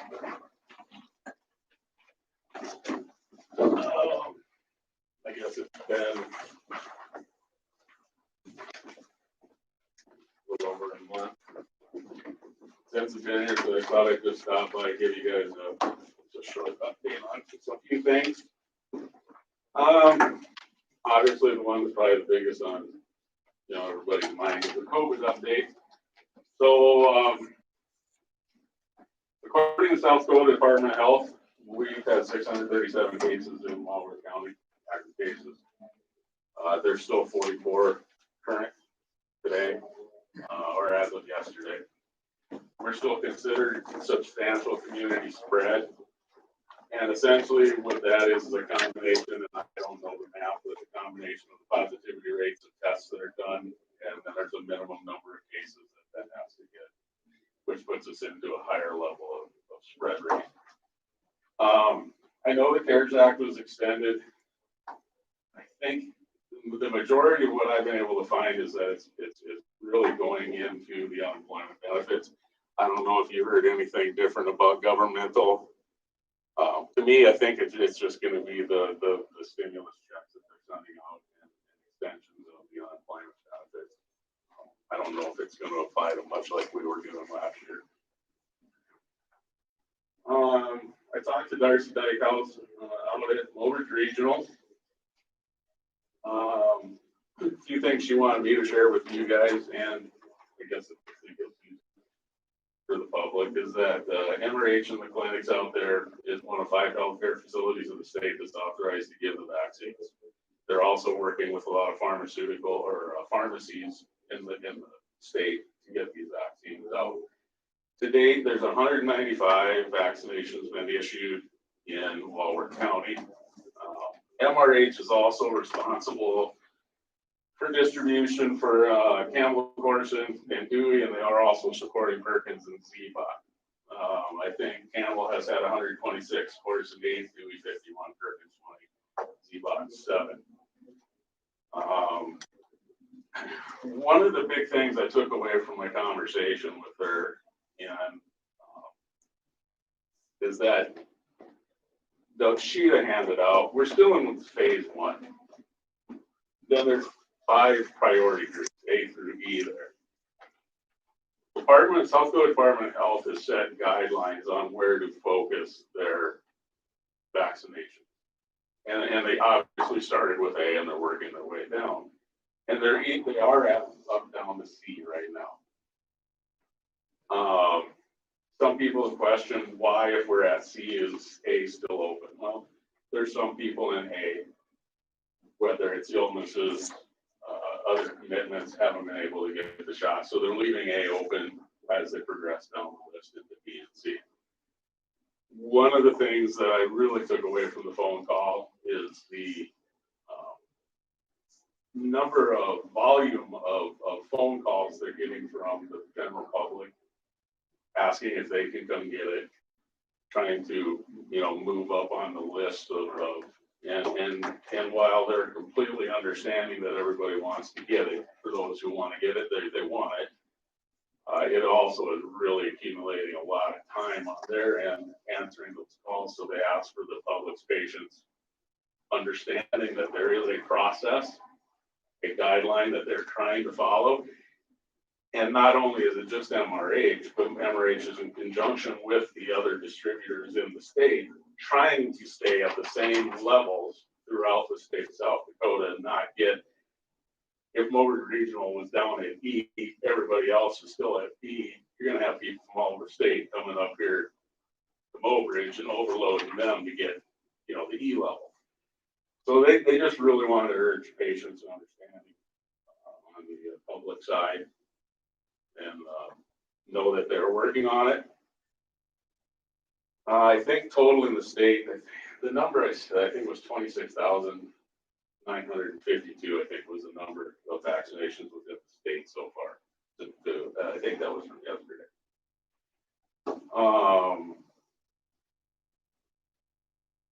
Make sure I don't miss anything from them. Obviously, the federal level CDC is dispersing the vaccinations to the state. The state then allocates those to the counties. And using these groups, that's how many they're trying to send so they can cover, the groups as we go down the priorities list.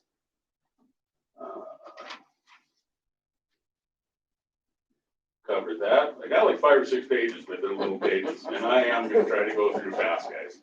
Because they've been here. You guys have been here a long time already. Walworth County Care Center, I talked to Tristan Bates. She said things are going really well there. they're cautiously optimistic. Things, you know, they're going well, but they're maintaining their cautiousness in moving forward. They just held a vaccine clinic on the 30th of December in conjunction with Walgreens. Walgreens came out. They said, and I didn't ask for specific numbers, guys, and I hope you understand why there were some issues in the past with erroneous numbers, and so I left it at this. The majority of the residents received their initial vaccination of the Pfizer, and about half of the staff got their first dose. Walgreens is going to be coming back out in a couple of weeks for that second, whether it's a booster or just the second phase of that Pfizer shot. And also give first shots to those who missed or weren't able to get it on the last meeting, and then they'll be cycling back up in 3 weeks for the follow-up on those. That's that. So I think everybody in the county was pretty aware of, you know, what happened there and the infections that they had. We've come to the time where CDC has said that, you know, we have antibodies 90 days out after getting COVID. And a lot of our residents up here and staff are hitting that 90-day frame where their antibodies are starting to give up. Not give up, but the time limit is run. And so they wanted me to know and let you guys know that they are, you know, actively still testing. It's not something they stop doing. They have to continually test, and they're doing that.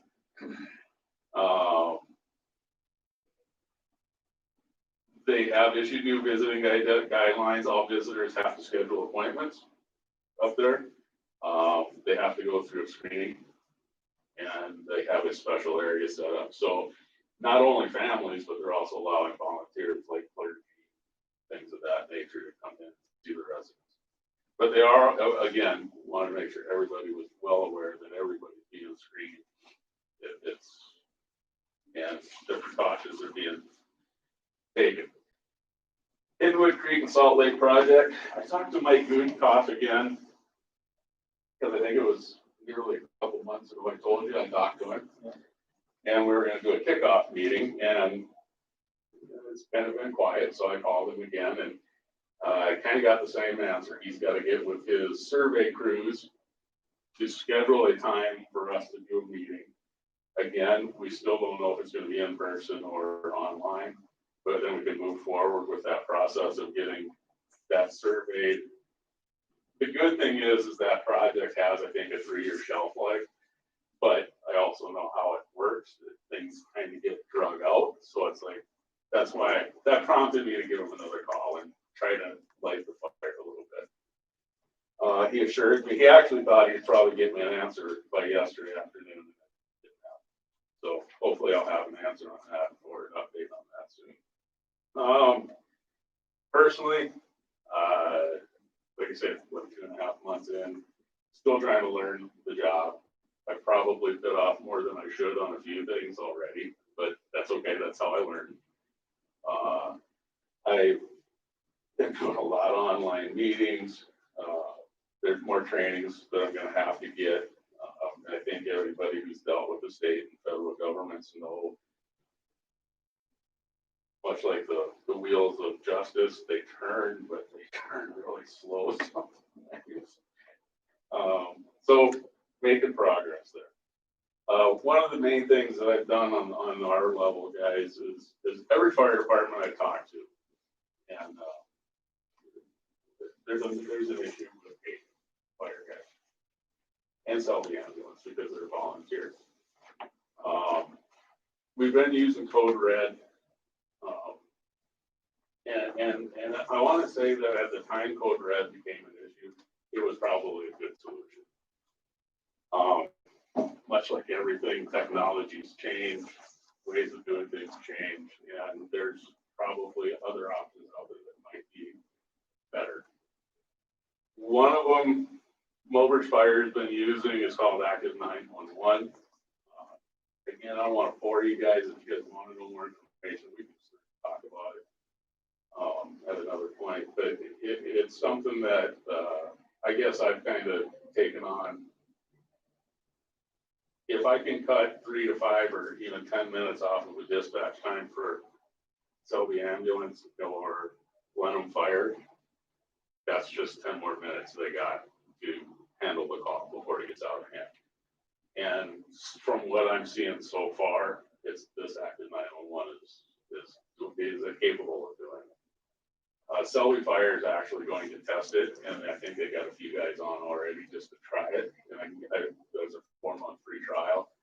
I'm hoping it goes well for them and they like it, because I really do think it's going to be advantageous on the emergency response time, getting paged out quicker and more effectively. One of the things when I said I probably jumped in a little deeper than this early is I jumped in with Gary Creed down at Highway Department. They were finalizing a grant for the flooding projects that 4440. I spent most of the day over there accumulating data, and then the next few days putting that data onto a worksheet. But the final answer is, though, we're going to get another $5,642 check from the federal government. It's already been approved, and we should be getting it here in the next couple of weeks. So I hope the project we had there with that HVAC generator that was purchased for the AMED up at the hospital, that tent got disapproved. Becky called me, and it's like, I think 2 weeks of emails and phone calls to get justifications and understanding why we bought it. Well, one doesn't really work well without the other. So we kind of had to buy it. But anyways, we got that taken care of. But that was just another one of the deals that it should have never taken 2 weeks to get done, but it did. And 2 or 3 submissions before they finally formally got it corrected. It was more than that. Was it? Okay. So just a little bit of what I've been doing with my time since our last get together, and I guess new get together for you guys. Right. Is that all? Yeah, I told you I was going to burn through it. I kept sitting here. But I told you there's a code word. Pickle. Pickle. Yep. If you want to get it out of here, you got to just pickle, and I'm out. You guys have anything for me? Questions, suggestions, ideas?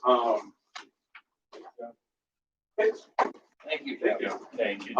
I do want to tell you on that meeting, the 911 meeting, I've got 2 of them. One was a board meeting, and then another one I think was something else. But I think the board meeting is on Saturday the 16th at 10:30 at City Hall in Walworth. If anybody's interested in going, and I have your number on my personal cell. I'll get you on my work phone. I probably should get your number too, Rick, and get it in here. If anybody wants information about that, once it gets a little closer, I'll let you know. And if any of you want to attend, or if you want to talk to me before we go, I am going. In part, thank you, Rick. In part about this active 911. Another big topic, just to throw it out there, is communications between fire departments when they get on scene. Each fire department uses different radios and different frequencies, and it can be kind of a train wreck for them to talk to each other. But that's another issue that I'm going to try to work out with the fire chiefs.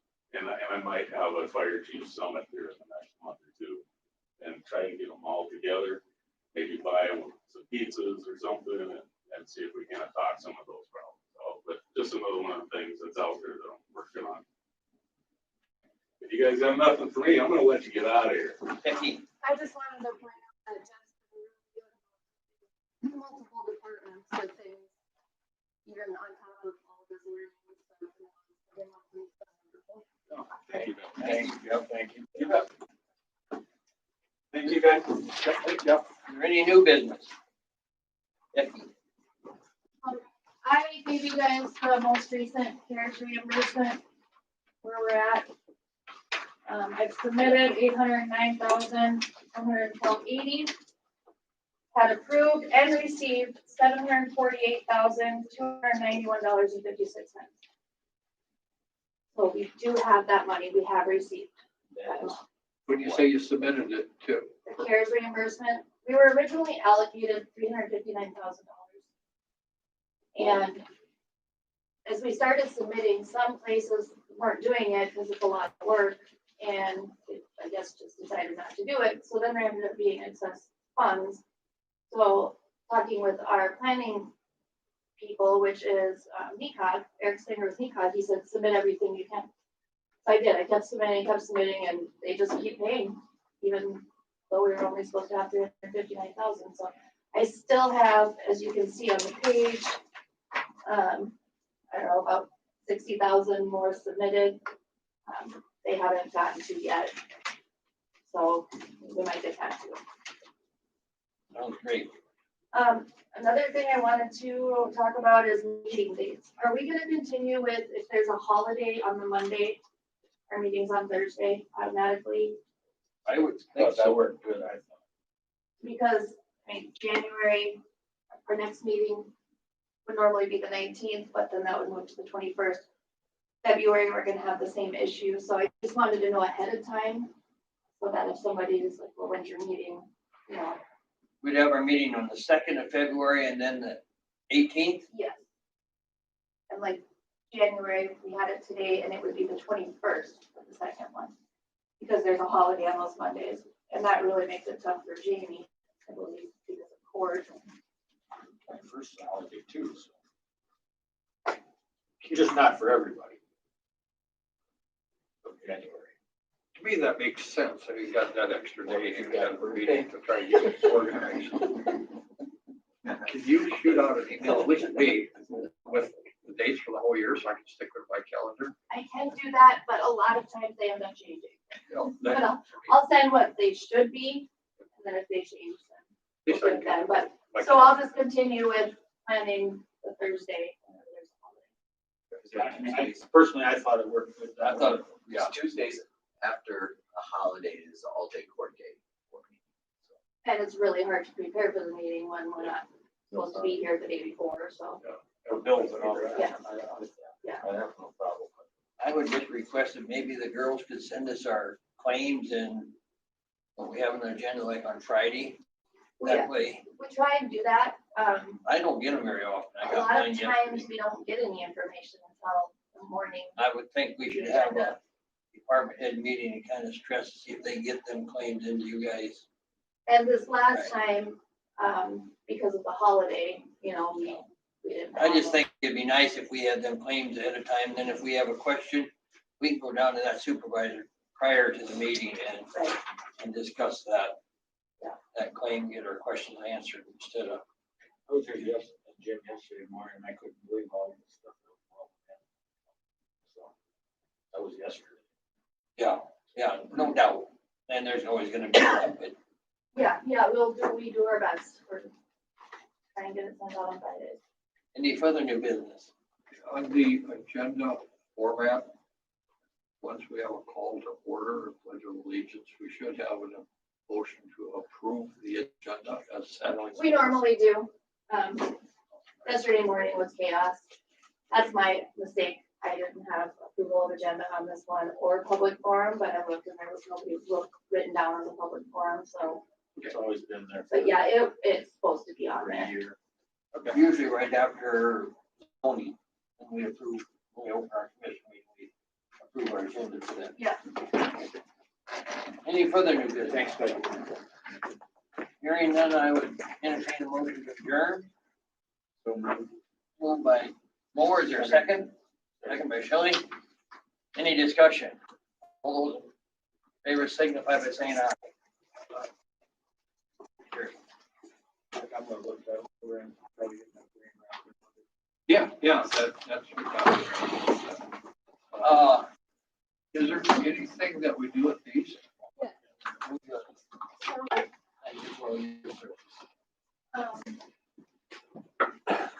Look through the piles in front of you and then your initial in front of them. This is for approving these particular claims. Yeah, well, and then the board approves all the claims, but they have to be initialed by a court member. Okay, so we've approved the claims in our motion to approve claims. This is just the invoice form or the motion. Yep, yep, so there's a lot. Okay. Every claim has one. It's already by form, so they don't have to. Yeah. You don't need to do this. So it's every paper, piece of paper we have to initial it, is what you're saying. Yeah, just every one of the vouchers. Their payroll Not vouchers, just the front one. Every page in the back. yes. Okay. Usually when the commissioners get here, they'll write an initial. Where's the official spot? They just do it anywhere. Here we go.